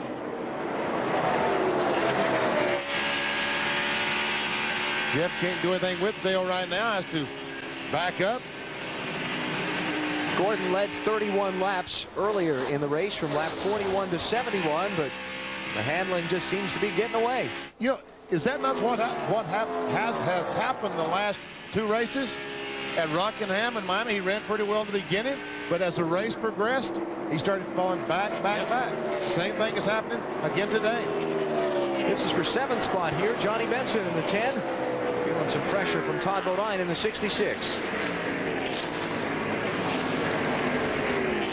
Been a pretty solid day for both Bodine and Benson. They've just kind of been at the backside of the top 10 or just outside of it. Mark Martin's on pit road. Dave. And right now, Alan reporting that he needs to get a little bit of help coming off the corner. So we'll see what kind of adjustment they make at this point. They're, of course, going to put fuel in the car, change 4 tires. Going to make an air pressure adjustment. It appears no wrenches going in the backs of these cars. So the chassis stays the same, and they adjust him with a little pressure in those tires. Great pit stop. 14.1 seconds. See, Jeff Green has been on pit road for quite a while in that 30 car. 5th place here. Ward Burton in the 22, going to move by Sterling Marlin. Ward started in 4th spot. Buckshot Jones is on and off pit road. That's a stop-and-go penalty. Too many men over the wall when he came in just a lap earlier. And Buckshot had run out of fuel the lap before and had to coast from about this point all the way back around to pit road. So probably got a bunch of guys over the wall to push the car in. And that's why they got the penalty, I assume. I know you wanted to go down there and help. I saw you taking your headset off. No, that was not me. Dale Earnhardt Jr. has led 6 different times today. 95 of the 196 laps that have been run, he has paced. Right now he's out in front by 2.3 seconds over Jerry Nadeau. Nadeau on the first couple of laps after the pit stop was closing in on Earnhardt Jr. But as they've gotten 7-8 laps on the tires, now it's going back the other way. And Dave Blaney, after a great run to begin with, is taking his car to the garage area. And Bill Weber's probably back there with someone else, aren't you, Bill? In the garage with Ricky Craven. You had a great run going. Obviously, something happened to your shifter. Well, actually, we broke the transmission. And, but what an effort by the Tide team. And, you know, this team represents all of the working men and women in America because they're the hardest working group I've ever been around. Next year's going to be a lot of fun. We still have a race left, I know, but you think about how much progress this team has made, and the Tide team is going to have a great time next year. You felt that going, huh, Ricky? Well, actually, I could get to Junior, and it would pop out of gear. And it's too bad because as a racer, that's as much fun as you can have. I would love to have mixed it up with Junior at the end. It's just exactly what you live for as a racer. But we'll go home next week, have some turkey, and race at my favorite track. You're taking us all to your place for Thanksgiving, right? I'm going to take you as long as you don't call me Ricky Rudd. The rest of the world's invited. I had that coming. Yeah. Ricky Craven able to smile despite a very disappointing middle of the race here for him back in the garage. Got me, didn't he? Got you, Weber. And yes, it's up to New Hampshire International Speedway Friday at noon Eastern Time here on NBC for the season finale for the NASCAR Winston Cup Series. And Rick and Jimmy Spencer, very, very slow. The Grinch is on the wall. Caution's out. Got a tire down. Looks like the left rear may be flat. Yeah, it is flat. The left rear is flat. Yep. 4th yellow of the race. Here comes Mark. Mark's going to get a lap back. But he's about 3 down after that last pit stop. Now 2 down. Yep, got 1 back there.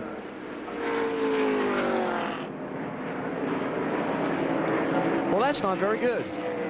It's very good that he didn't crash. Yeah. Because normally that's what happens. And that's not good. That's definitely not good. Joe Nemechek was having a pretty solid run. He was on the lead lap. Now he's being shown the first car 1 lap down.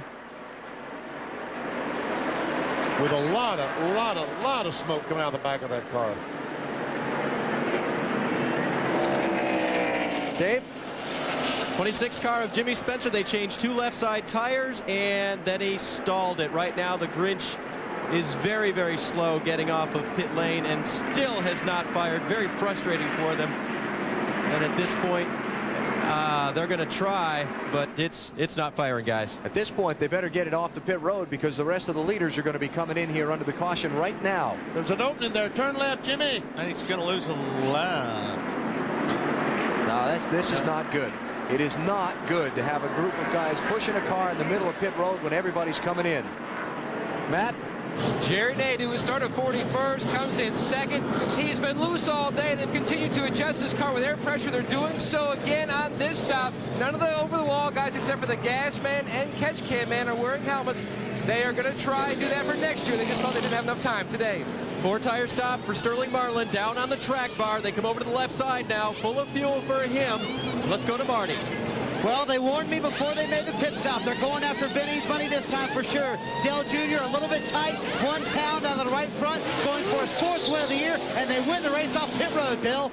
Jeff Gordon in traffic heading down pit road. He told Robbie Loomis, we've got to do something. This car is junk.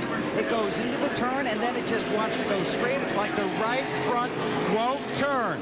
So apparently some contact, perhaps, between the 24 and the 10 on pit road, but the object is to make that car turn better. They made a track bar adjustment, 4 tires and fuel. We'll check on the pit road contact. Might have been just like the last one, Bill. I think it was a close call, but I'm not sure they bumped. Let's take a look. Oh, boy. No, I don't think they touched either. Wasn't. Boy, Jeff is getting real good at turning that thing right on pit lane. Here you see him coming out, and you see the tank car drive right out. Well, I'll tell you, he was lucky there. He could have gotten the left fenders and the right fender. Side. Yep, Rusty was right there. So Dale Earnhardt Jr.'s team holds the lead through a cycle of pit stops. We're under caution here at the NAPA 500 in Atlanta.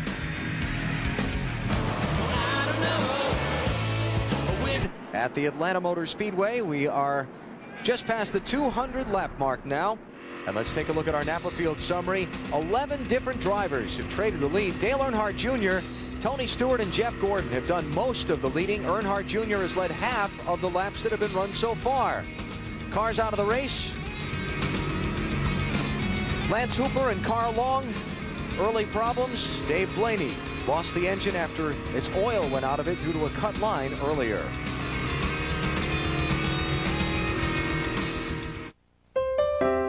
Atlanta Motor Speedway, and we're 1 lap away from the restart. Little mini soap opera involving Elliott Sadler under the caution flag. NASCAR had penalized him for a lap. They brought him in, held him for a lap. Okay, go ahead. And Pat Tryson, the crew chief, starts giving that NASCAR official a piece of his mind. They had penalized him for pitting out of his box the preceding lap. And Pat pleads his case.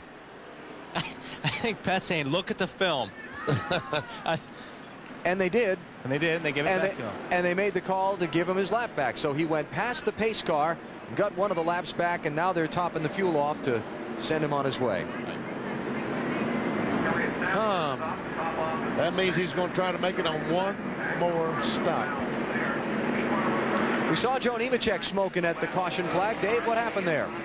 Yeah, good thing it wasn't a motor, Alan. It was power steering. A line had disconnected from the power steering pump, so they came down pit road, refilled the reservoir, and reconnected the power steering line to the pump. They also came in a second time, put on 4 tires, filled it full of fuel. All right, Dave, thanks. Nemechek, go ahead. Nemechek shown in 26th, 1 lap down. Good timing. It happened then and not under green. Mark Martin is 1 and almost, and well, actually, he's 2 laps down there to the inside of Dale Jr., trying to get it back. Williams race chase bubbles over the leaders' cars. It's Dale Earnhardt Jr., Jerry Nadeau, and Bobby Labonte. Remember, Mark Martin had just pitted just before this last caution flag had come out. And he's not going to get anything back from Dale Jr. there. Tony Stewart, 4th place car, clears the traffic. Next lead lap car is the silver machine of Sterling Marlin.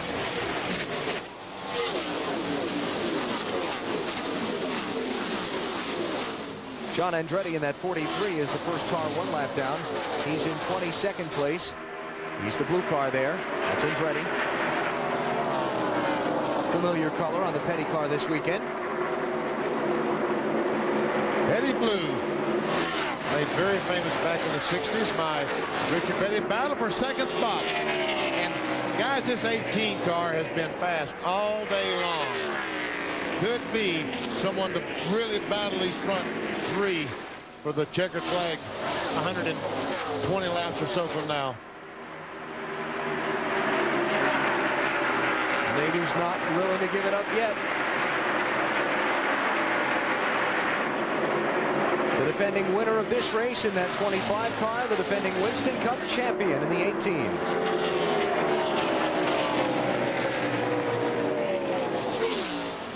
Here again, Tony Stewart could play into this. Depending on where he goes and where he puts his car. Looks like he's going to follow Jerry.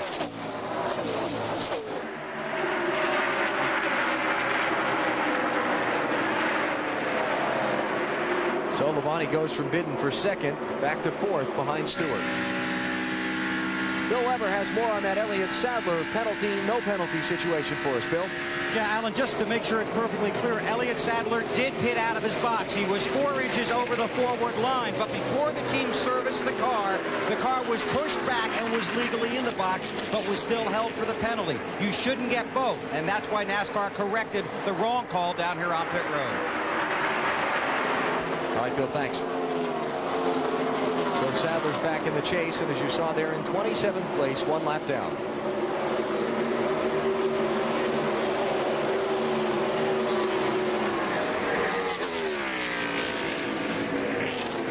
We've run 213 laps. Dale Earnhardt Jr. has led 112. Tony Stewart has led 33 on 3 different occasions in that 20 car.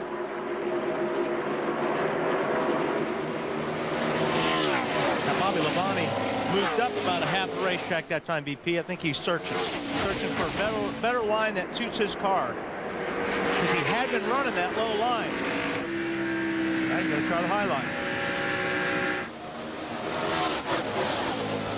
Jerry Nadeau, the 25 car, has been using the low line primarily all day today. But I see when Bobby Labonte got alongside of him, he forced him up the racetrack, and Nadeau's been running pretty well up there. Now Stewart moved up. Of these top 4, the leader, Dale Jr., started on the pole. Nadeau started 41st in the 25 car. Tony Stewart started 12th. Bobby Labonte started 39th. Bid for the lead? Not yet. Tell you what, if he can take the lead from 41st to 1st is not too bad.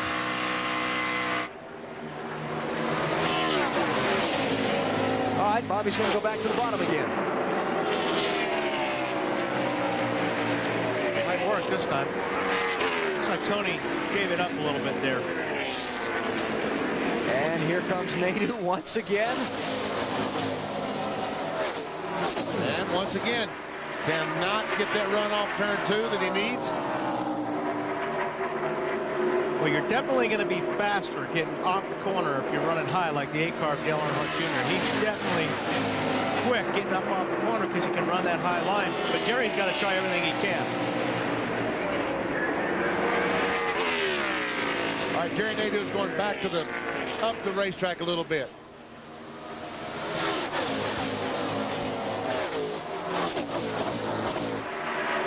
Looks like Bobby Labonte's creeping in on the both of them.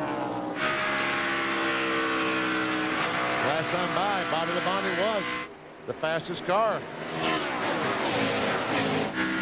Actually, the last time the fastest car in the top 6 was Dale Jarrett, car back in 5th spot.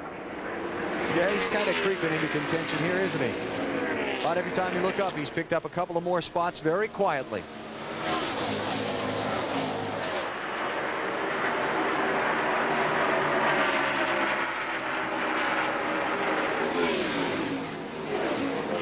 All right, bottom side didn't work. Let me try the high side. That didn't work either. He lost some ground to Dale Jr. there. Speeds at the line. Now he's got Bobby Labonte right on his tail, and if Bobby stays there, he's going to loosen up the 25 car if he can get close enough.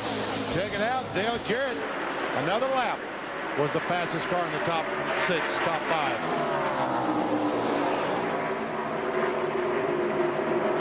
Two down the bottom, one up the top. Bobby should get a good run off of 4 here now. Here comes Jarrett for 4th. Got it from Tony Stewart. And he motions out the waves out the window. Thanks Tony Stewart for not holding him up a great deal. Dale Jarrett started in 33rd place. Here we go. Bobby Labonte for 2nd.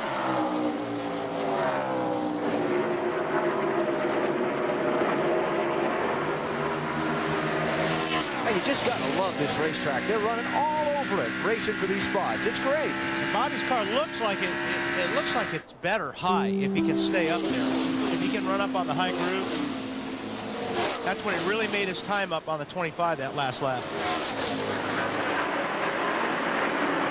And And the 25 car ran high down 3 and 4 the last time and gained on Dale Jr.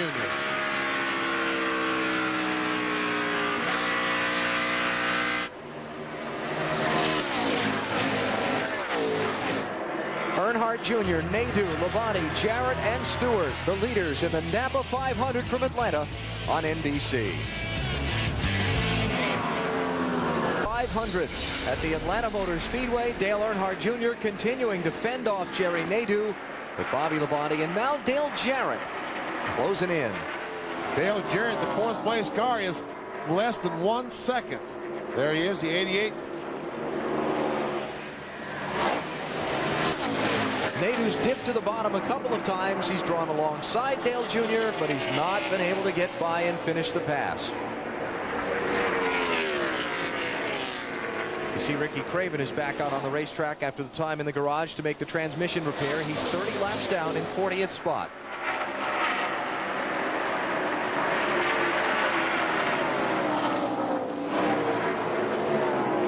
Well, Dale Jarrett's been the fastest the last couple of times we looked at speeds at the line. How about this time?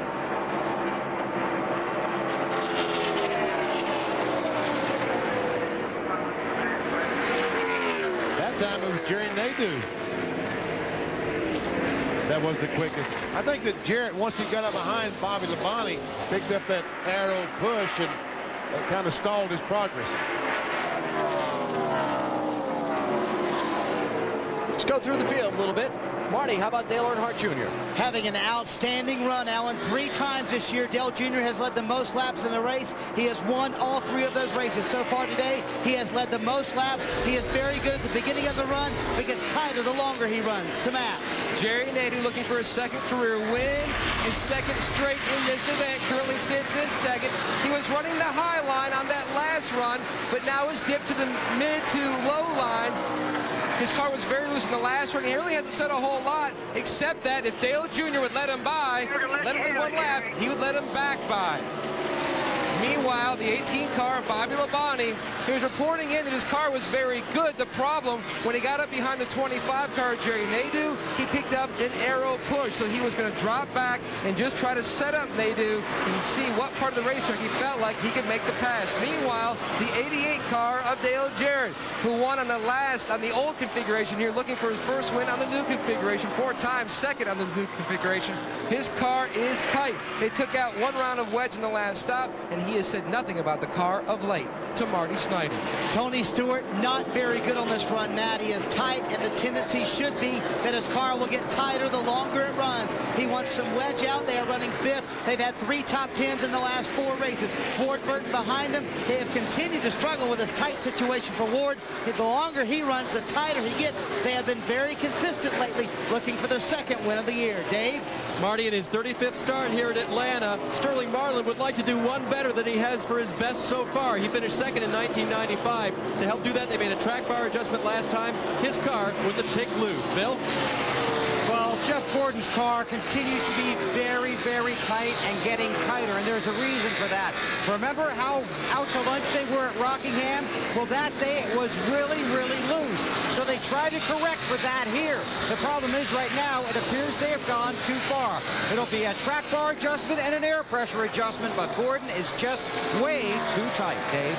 Bill, 2 stops ago, Rusty Wallace's car was tight, so they made a track bar and an air pressure adjustment. It was so good they didn't make any changes the last time. Oh, except they took off their 2nd to last tear-off on the windshield. Remember the bug problem? They've got 1 left. Matt? Mike Wallace has climbed to the 10th position. He is trying to audition for this ride, hoping to keep this team alive for next year. The car is neutral, but it's like a long-distance runner. It takes his car a long time for it to come in. To Marty Snyder. Well, Matt, perhaps no team has worked harder today than Johnny Benson's team. They're running 11th. They were extremely loose early on in the race. They've made several changes to the car. It was very good on the run before. Now he said he feels like it's losing some overall grip. Dave? Without a ride for next year, Kevin LePage is showing him what he can do. They made a 4-tire stop the last time. No changes, according to crew chief Scott LePage. And I asked him if he tried 2-tire stops to gain some track position. He said no, they haven't and they won't. Matt? Kevin Harvick is trying to sweep both races here in Atlanta. They brought back the same race car, used the same setup, but it was very loose on this return trip, so they had to alter their setup.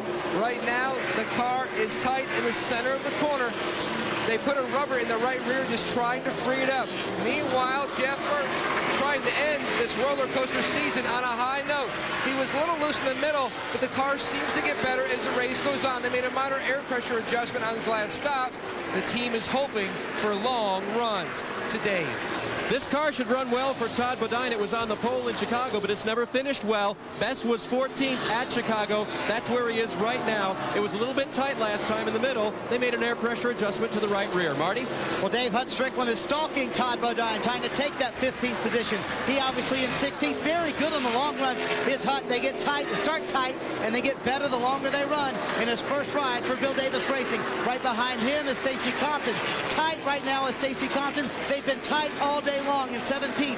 Stacy, I talked to him this morning. He said they may have some very good news. They may actually be around for the full season next year in Winston Cup. Matt? How about Bobby Hamilton Jr., the young man from Nashville, Tennessee, currently in the 18th position. On the last stop, they made a wedge adjustment, trying to help his race car from the center of the corner off. To Dave. Hey, Matt Kenseth used to have that position. He had it in front of Bobby Hamilton Jr., but then he lost it. Remember, he got a lap back when the last caution came out. He came in, did some right front fender work. His car was a little bit tight, so they made a track bar adjustment. He picked up 3 spots, but now he's lost that 1 to Bobby Hamilton. Marty? Well, Dave, Bill Elliott went 7 years without a win. Now he's trying to make it back-to-back wins, but sitting in 20th with a very tight race car. They have a lot of work to do if that's going to be the case today. He has not said much on the radio, and we have a pass for the lead on the racetrack. Well, this would be about the 15th time Jerry Nadeau has tried to pull to the inside of Dale Earnhardt Jr. Not yet. Just can't do it. He needs the entire racetrack coming off these corners to be able to get the maximum speed out of that 25 car. See how he comes off the corner, lets it drift right up next to the fence. When Earnhardt Jr. is out there, it really slows his progress down. I can't believe how high Jr.'s going in these corners. Behind them, Tony Stewart has lost a few positions. Dale Jarrett has gone to 4th, Ward Burton to 5th, Sterling Marlin to 6th, and Stewart's all the way back to 7th. But lap after lap after lap, it looks like Nadeau's going to have a shot at Earnhardt Jr., and he just can't finish it off.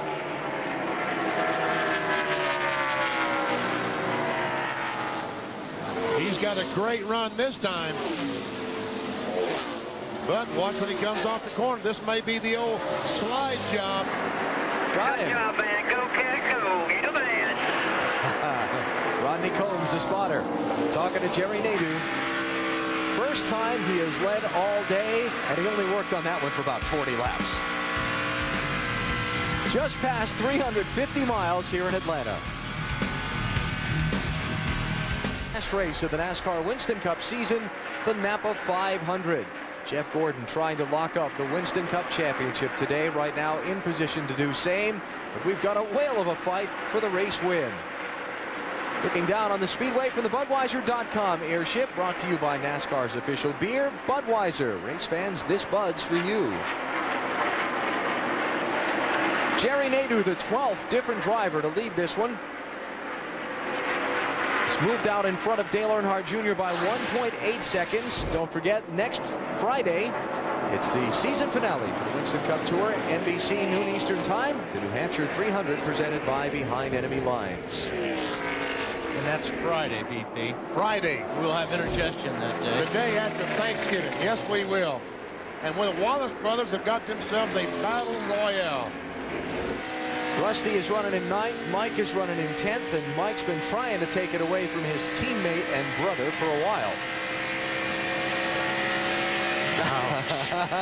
Hey, 51, that's not bad. That's not bad at all. We get 51 degrees in New Hampshire Thanksgiving weekend, we'll be very happy. Well, Rusty had to get way out of the gas there, getting off the corner.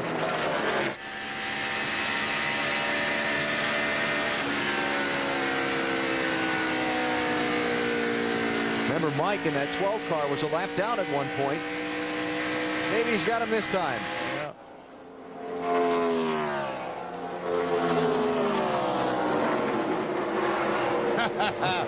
Rusty is just not going to give up, is he? I think Mike will get him here, though. Not quite. With all the things we found out this weekend about who is going to drive what car next year, we still don't know anything more about that 12. Last weekend, I talked to Roger Penske and Walt Zarnecki down at Homestead, and they said we'll not say anything about it till the season is done. That means Mike Wallace and the rest of these guys have to wait till after Loudon next Friday to find out what their fate would be. That was my brother. I'd get him loose. You would, huh? I would. Stick the nose right up under the bumper? Yes, I would. He's not being very nice right now. Rusty. Okay. Sterling Marlin closing in on Dale Jarrett. Seemed like the farther we get on this set of tires, the farther Dale Jarrett fades from the leader. Yeah, the first 25 laps on this run, he was fastest car by far. But now he is struggling.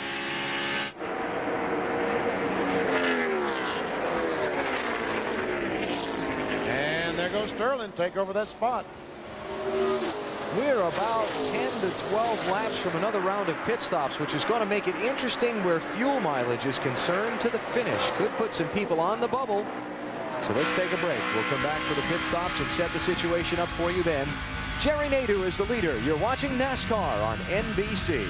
NAPA 500 at the Atlanta Motor Speedway by 2 seconds over Dale Earnhardt Jr. Bobby Labonte, Sterling Marlin, and Ward Burton make up the top 5. Just a little bit away from green flag pit stops that could be the final stops of the day. And the most important pit stops of the day. How's Jeff Gordon doing?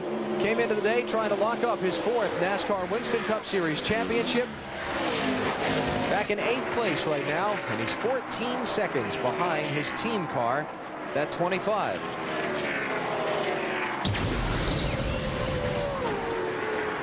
Jeff Gordon trying to become only the 3rd man to win more than 3 NASCAR Winston Cup Series championships, and that's pretty darn good company if he does it. As happy as, look at that windshield going down turn 1. What can you see, folks? Nothing. I see a lot of bugs. A lot of bugs. It is really, really bad. The sun, late in the evening in turn 1 in Atlanta, the sun comes beating in there, and these bugs aren't helping the situation at all. Tire and oil, tire grime and oil, and all that oil dry that we've had on the track from, boy. But you know, Jeff Gordon, as happy as he's going to be to win this championship, is going to be very disappointed because he and the team really wanted to win this race today. Not to say he is going to win, but it doesn't look like he's going to win. They got up from their starting place, took the green in 24th, got up and actually led. And had a terrific car in the early going, but the handling has certainly faded away. But Gordon again in position to lock up the championship at the end of the day. He's running in 8th right now. Here's Jeff Burton, who talked with us earlier in the weekend about the effect of the setting sun during this Atlanta race. One of the things that really happens in the fall, more so in the spring, is the sun sets. It's very difficult to see, and your windshield gets pitted up, the sun sets over in between 1 and 2, and you get to where you almost can't see anything coming off turn 2, and it's kind of scary. So you need to really be prepared for that and do whatever you can in your car to make visibility as good as possible, because that is an issue. I wonder how many of these guys are out of their tear-offs too. Yeah, the bugs have caused all these guys to use them excessively today. Right. Which you wouldn't normally take one off every pit stop during a race. Not normally, especially at a place like Atlanta, because you don't really get a lot of debris. But today, I don't know if, normally you put, say, 4 or 5 or 6. Well, they're going to need about 8 or 9 of them today. And Ricky Rudd is in the wall up in turn 3 and 4. Left front tire's down. He has worn that left front tire out. Quick. Caution's out. Caution is out. Not a caution. Caution's out. Debris from Rudd's car, I believe is the call. Now the 99 hit pit road right before.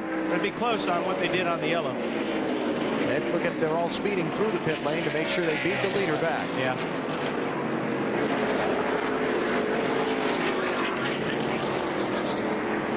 We saw earlier in the race Dave Blaney's car had a left front tire that they'd worn through to the cords. Yep. And we talked about it. Probably, well, it's hard to say, but it's a good chance that inside of that left front tire is on. It is now. Because all the camber in the car that you have to run here to get some bite. Here's what happened to Ricky Rudd that brought the caution flag out. And he goes down in turn 3 and sees that left front, or realizes the left front is flat. He goes up, rubs the wall. Not a lot of damage to the car, I wouldn't think, though.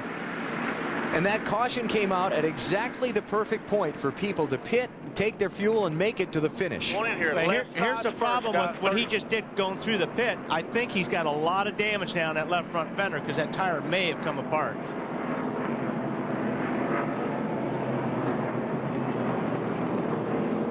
Here comes the rest of the field to the opening of pit road. As you see Rudd's crew working on the car. Matt? And the 25 of Jerry Nadeau, the leader, comes in. They've told his gas man he has got to pack that fuel cell full of fuel because they were close. They made a wedge adjustment because Jerry was complaining his car was very loose. Today, Sterling Marlin's car was a little bit loose. They make a wedge adjustment. Otherwise, he's pretty good on the long runs. They also take a tearaway off. They'll make that wedge adjustment now. Bill? Jeff Gordon on pit road with a very tight race car. Track bar adjustment, 4 tires and fuel, a very dirty windshield, and a very dirty visor. He's on his way to Martin. Dale Earnhardt Jr.'s team will win the race off pit road again with another great stop. They have been tight all day long. Half pound out of the left rear and 1 round of wedge out of the left side.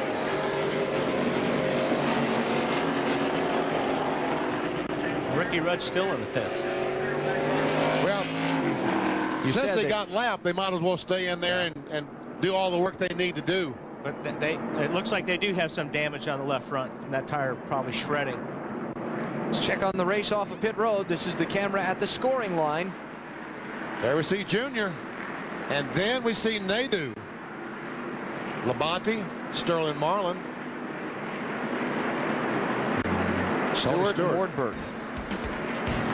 62 laps to go here at Atlanta. We're under caution in the NAPA 500.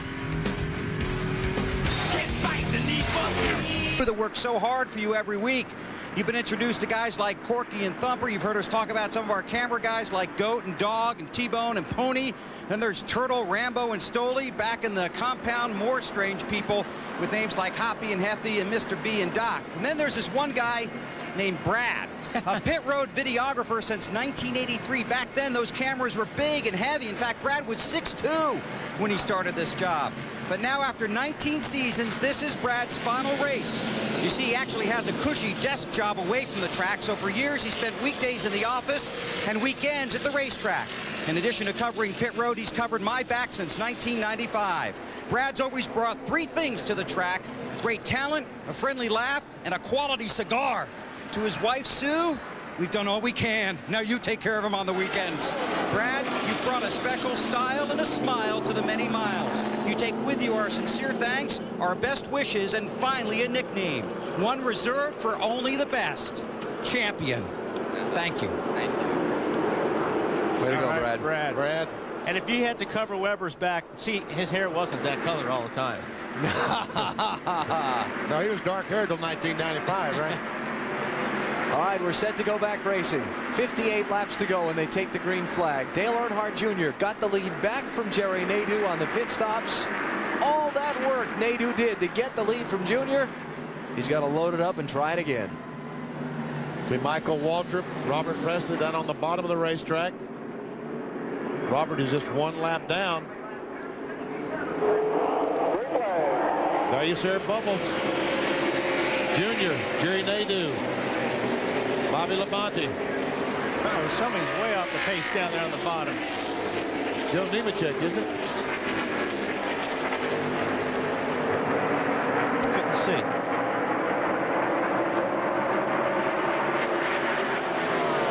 Lap cars side by side separating Sterling Marlin from the lead lap cars he's racing with. Not for long.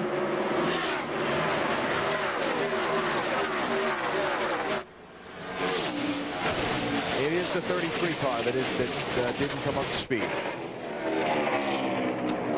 Too bad. Only 3 cars out of this race so far. Dave Blaney, Lance Hooper, and Carl Long. Potentially a 4th right there.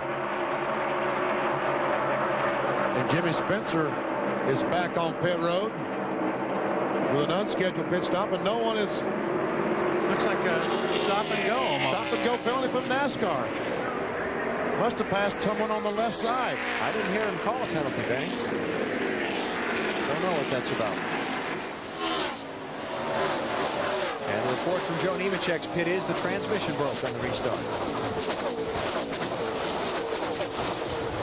Dale Earnhardt Jr. back out in front, courtesy of the pit crew, Marty. And Alan, we've talked all day long about how hard it is to see inside of these race cars, especially in 1 and 2, where the sun is right in the driver's eyes. Compounding that fact is a problem for Dale Earnhardt Jr. He radioed to the crew under caution, "I have a piece of metal in my eye," or something like that. "I need someone medical to meet me after the race to get this out of my eye. It's really bothering him. It is in his left eye. He's having problems seeing on the racetrack." Matt? Marty, under that caution, Jerry Nadeau told his crew chief, Tony Furr, if you want to make a wedge adjustment, that's great, but whatever you do, please tear off both tear-offs, because I'm having a very difficult time seeing. This is what Jerry was looking through. But guess what? He now has no more tear-offs left on his windshield. Those were his 2 final tear-offs. And for Bobby Labonte, he didn't have any tear-off left to pull off. So he's having to battle a very, very dirty windshield. Well, hopefully these guys will not have to pit again to worry about windshields or anything else. Everybody should be good to go to the finish if we don't see another caution flag. It's going to be close, I think, for some of these cars. Very close, but hopefully all of them can make it on fuel. Tony Stewart in the 20 in 5th place. Ward Burton in the 22 trying to chase him down. And Dale Jarrett in that race also. DJ in 7th. 20 cars on the lead lap at this point. 12 different drivers have led today.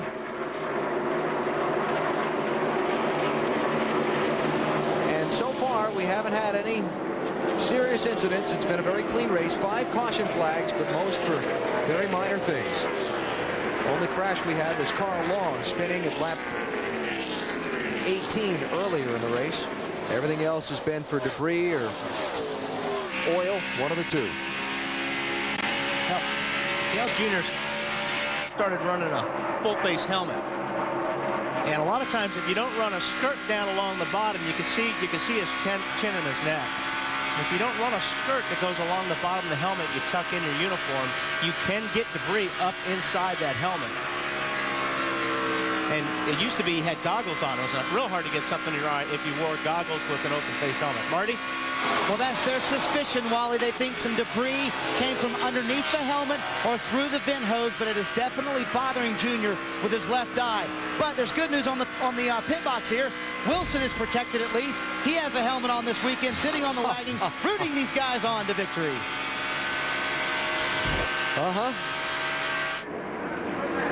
And that is aggravating, driving with something in your eye. That you can't do anything about it. 6th place here. Dale Jarrett on the move. Or trying to be. I think Dale's got to get everything he can early, BP, because the way it seems like his car's falling on and off, he's going to have to pass as many cars as possible now that his car is probably the best it's going to be. Fastest car the last lap by was Bobby Labonte, the 3rd place runner. Let's see this time. Yeah, it'll still be Bobby. Bobby and Jerry Nadeau trying to chase down Dale Earnhardt Jr., who's trying to pick up his 4th win of this 2001 season. Nadeau going to try Dale Earnhardt Jr. down low for the lead. But Jr. has that great run off the corner. If he passes him, it's going to be an inch at a time. Last time Nadeau worked on him for what had to be 10 laps anyway, side by side, before he finally got him. Junior maintains it. He'll dive underneath him. Junior will get him off the corner. He'll get back in line. He'll dive again. As Bobby's licking his chops. Jerry Nadeau went down in turn 1 and just turned left. My goodness gracious, how well that car is sticking to the racetrack. Nadeau looking for his 2nd NASCAR Winston Cup win. Bobby Labonte is going by for second spot, going to take it away. Bobby looking for just his second win of the season. Defending Winston Cup champion to the number 2 spot. Plenty of time to go.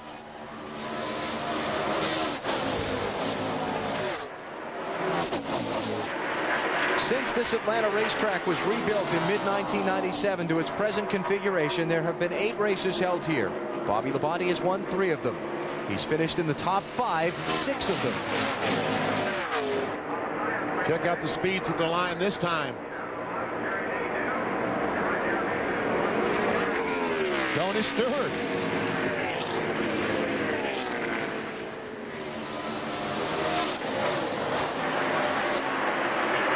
And look at Labonte close in fast on Dale Jr.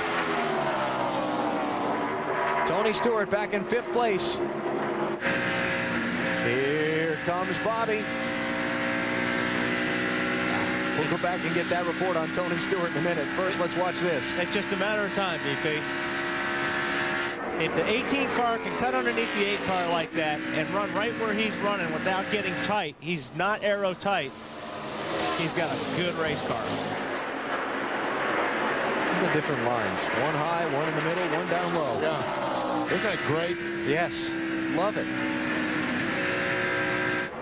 Now Labonte decides to go to the very bottom of the racetrack. Got a terrific run, but Junior's there on the outside. Man, Junior gets a run off these corners. Looked like Bobby just needed a little more racetrack, and rather than take a chance on push-up, squeezed out of it just for a second. Didn't it look like he kind of had to square that off? Yep. Whoa, big slip there. And he's getting, you know, by running that close to the 8 car, Dale Jr. making that car loose. Matt Yoakum. A few moments ago, Alan, Jimmy Maycar came on the radio and said, all right, time to go to work. Get up on him. And then in a few moments, Bobby came back on and said, don't worry, because I'm just sizing him up, trying to see where his weaknesses are. Bobby Labonte's weakness might be the 25 car. Oh, that was so close. I think Nadu really wanted to come up the racetrack. And if Bobby's got anything, he needs to go now, because with the 25 right behind him, he needs to get by the 8 car. And Nadu's feeling the same thing. He's got to get Bobby now to have time to work on Dale Jr. And the more these guys fight, the more the 8 car is going to pull away. Sterling Marlin, Tony Stewart, Dale Jarrett. The next 3 in line behind these 3. Marty. Tony Stewart is tight, Alan, but he's better than he was on the last run. I spent some time with Greg Zipadelli this morning, and he said, you know, the biggest problem over the last 5 weeks, we've had great race cars, but we have really hurt ourselves at the end of the races by making mistakes or not keeping up with the changing racetrack. Stewart is tight, and the car isn't getting much better. He has a lot of ground to make up if he wants to get his 4th win of the year. 2 3/4 seconds behind Dale Earnhardt Jr. is where Tony Stewart runs in 5th place.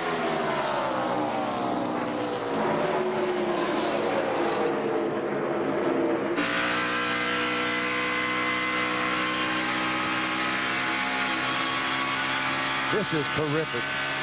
3 cars, and look to me like they're pretty doggone even. All right, let's switch places. Labonte will try low, and Nadu will try the middle.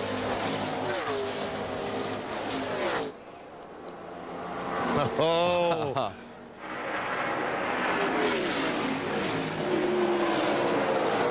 Labonte got a good run in the middle of the corner that time. Not quite enough. The 8 car's awfully fast, like you said, DP, off the turn 4 there.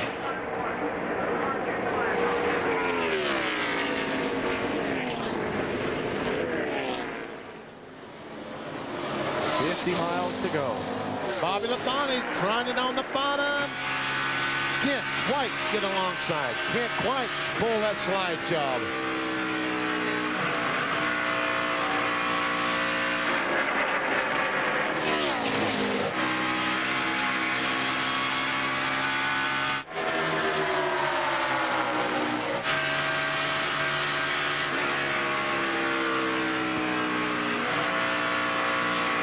Junior drove it in that time. Good run for Bobby.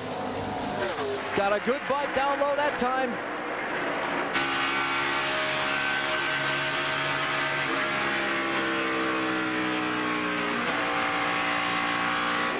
All right, maybe this is it. Labonte really has a terrific run, but can he do it? No.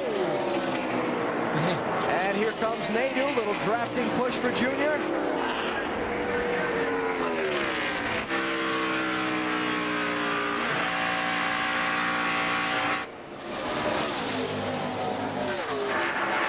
Boy, Labonte's making that bottom lane work off the 2. Yes, he is. Great stuff. 3 wide. Nadeau sticks the nose in the middle. And Labonte takes the drafting push through. New leader, Bobby Labonte. But Nadeau did not make it by, and that just might cost him. First time all day Bobby Labonte is led with 31 laps to go.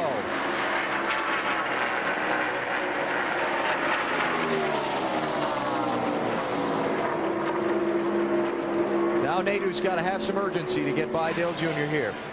Look how quick Bobby Labonte has gapped them.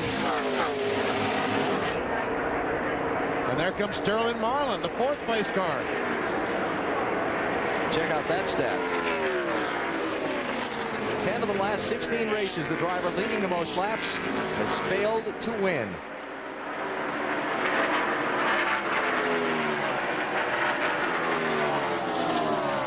Benny mentioned Sterling Marlin closing in. Dave Burns. And Alan, he hasn't been waiting to make his move. He's been waiting for his car. The more laps his car runs, the better it gets. Remember, last time they came in, he was a little bit loose, and they tightened him up just a little bit with a wedge adjustment. But I just spoke with Lee McCall, the crew chief, and he reminded me, more laps, better car. Nadeau's got the outside run on Dale Jr. 2nd place. Now, Nadeau has, I think, the preferred line. The top of the racetrack. He's going to take that spot away from Junior. But you see the gap up to Bobby Labonte, already a second in those laps it took him to get by Dale Jr. There's Bobby, there's Jerry. He's got some work to do to catch him. But he's still got 28 laps to do it. He's got a long time to do it.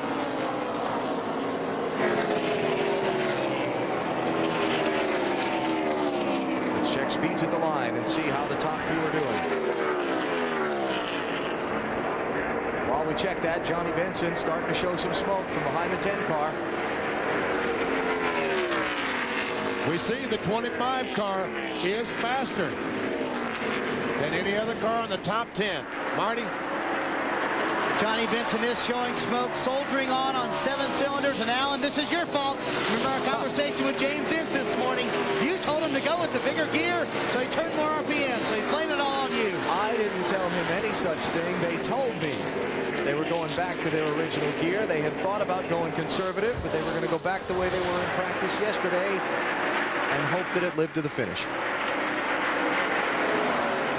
It may live to the finish, but it will be running slowly at the finish.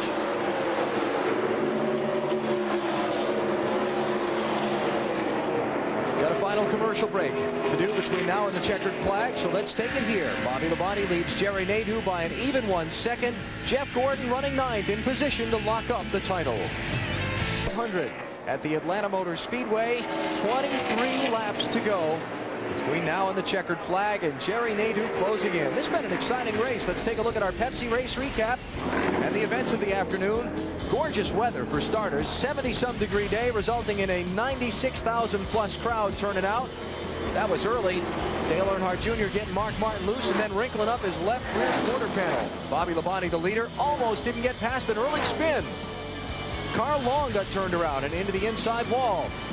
Jeff Gordon tried to lock up a championship after the pit road incident of last week. Had a close call there. Ricky Craven spent a good bit of time out in front, or at the front in this one. Had a transmission fail on his car. Ricky Rudd's bid to hold on to 2nd in points. Slowed by a cut left front tire in the late going. And then this, the pass for the lead. Jerry Nadeau sticking the nose in between Bobby Labonte and Dale Jr., giving Labonte just enough of a push in the draft to go by and take the top spot for the first time all race long. Labonte leading at lap 294. He started back in 39th spot. And here is a battle for the third spot. Last time by, Sterling Marlin is in front. This time, Dale Earnhardt Jr. was in front. And looks like Sterling may have it. Well, not yet. That outside lane giving Jr. that run off the And top. look at this, for the lead. Nadeau just drives under Labonte. Wow, power move by Jerry Nadeau. Third place, still going at it.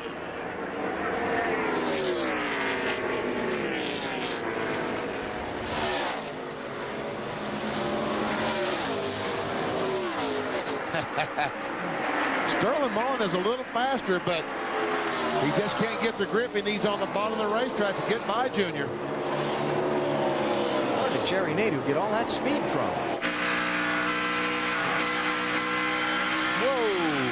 Oh, Sterling Marlin almost lost control off turn 4 that time. But he didn't get out of the gas. Slide job. Yep. Squeeze up and shut the lane off. So Marlin to third.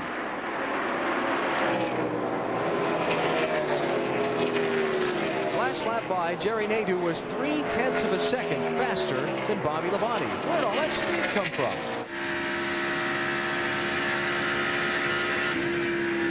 And look how far he's driven away from Bobby Labonte in just 2 laps. So the handling or something has fallen off on Labonte's car all of a sudden. And he's fallen back from the lead now to losing sight of Nadeau.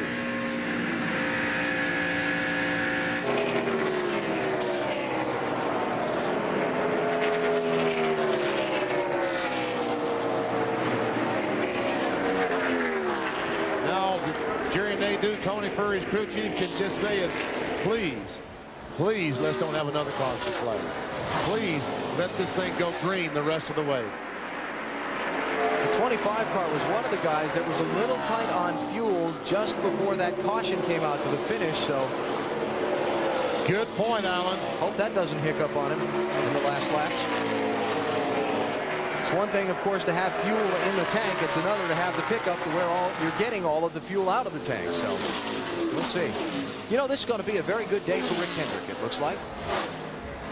Rick Hendrick has got a car leading the race and one going to lock up the championship. Matt? Well, I walked over and I talked to Tony Furr and I said, you guys felt like you might be 1 lap shy a little earlier in the race. And he gave me the okay sign. He says, we're going to be close, but we should be okay. Meanwhile, Mark Cronquist talked to Jimmy Maycar, Bobby Labonte's crew chief, and said, remember, this is after the 25 passes, that the 25 thinks they are going to be 1 lap shy, so we still may be okay in this. But the 25 guys say they're going to be all right. Maybe. Yeah, right. So that Rick Hendrick car leading the race. Dale Earnhardt Jr.'s slide continues. Kevin Harvick very quietly has worked his way up, trying to take over this 4th spot. It's a pretty late rally for him. Yes, it is. Harvick started back in 38th place. Bill Weber, looks like the championship trophy is going to get passed out just a little bit from now.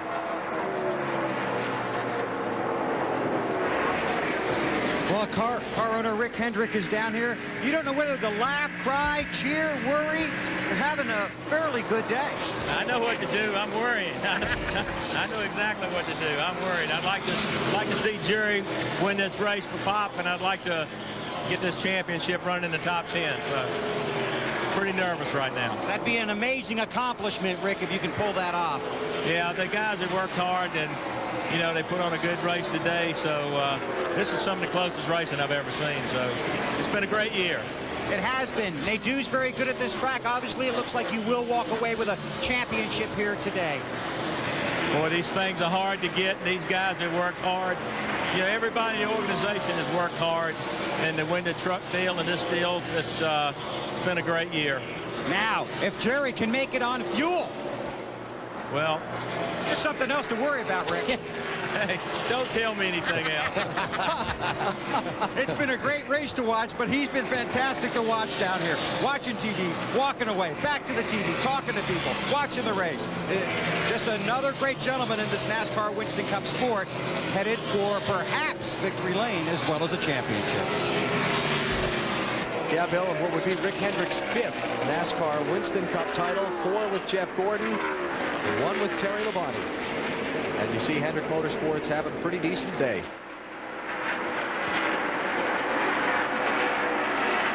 Nadeau has 10 laps to go as he goes by the 21 car of Elliott Sadler, the 55, Bobby Hamilton. And he has left Bobby Labonte. 2.26 seconds from Nadeau back to Labonte. So they better be hoping that 25. If you're Bobby Labonte, you better be hoping that 25 car runs out of gas. Check that, in 2001, Elliott Sadler started 38th and won the race at Bristol. The 25 car, Jerry Nadeau, started 41st today. Farthest back a race winner here at Atlanta has ever started. 37th. Bobby Labonte, this race 2 years ago.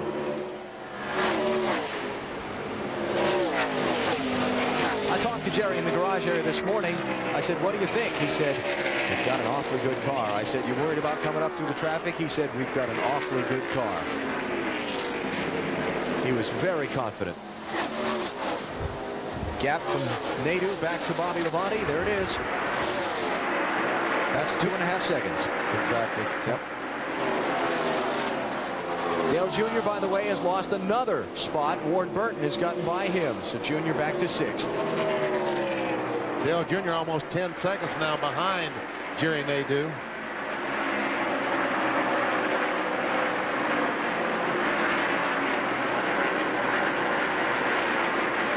Nadeau, a 31-year-old from Danbury, Connecticut, has had a very difficult season. They won the last race of the year last year here in Atlanta.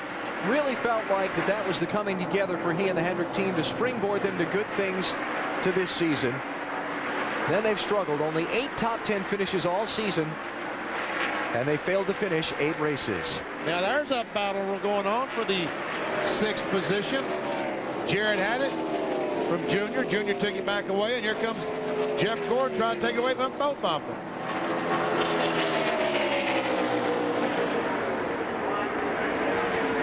One more lap, and Jeff Gordon clinches the championship, because then he couldn't finish far enough down in the race to lose the points he'd need to lose.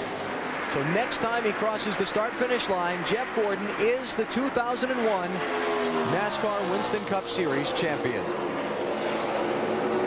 And he's going to do it fighting Dale Earnhardt Jr. for 6th place. Oh, a little loose there. A little loose. About got her down on the apron. Let's listen.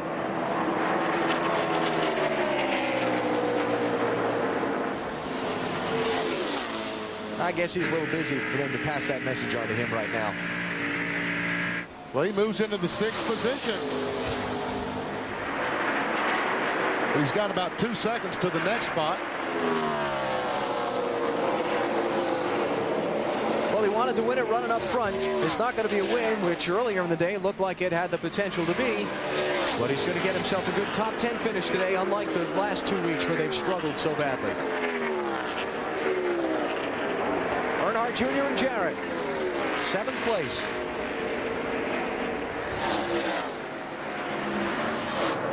There's the banner. It's official now. NASCAR Winston Cup Series champions for 2001, Jeff Gordon and the Hendrick Motorsports team. 4 times he has won the championship. And he's what, 30 years old? My goodness. 9 seasons, 4 championships. That's incredible.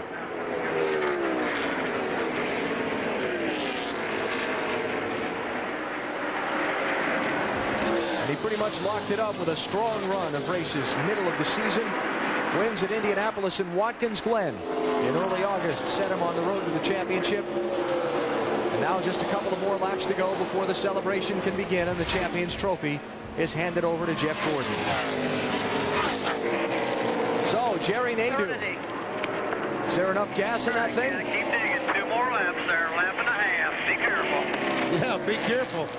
He's got an eye on the track, an eye on that fuel pressure gauge right now. And Tony Furr's got his eyes shut. If Jerry Nadeau were to look at that fuel pressure gauge and it start going down or fluctuating back and forth. Oh, no pressure behind. White flag is up. Final lap here at Atlanta for the NAPA 500. Jerry Nadeau up on Bobby Labonte by 4.3 seconds.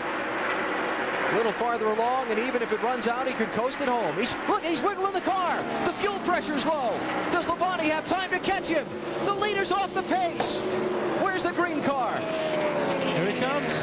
Here comes Bobby Labonte. Is he going to have enough time? Gas, Tony.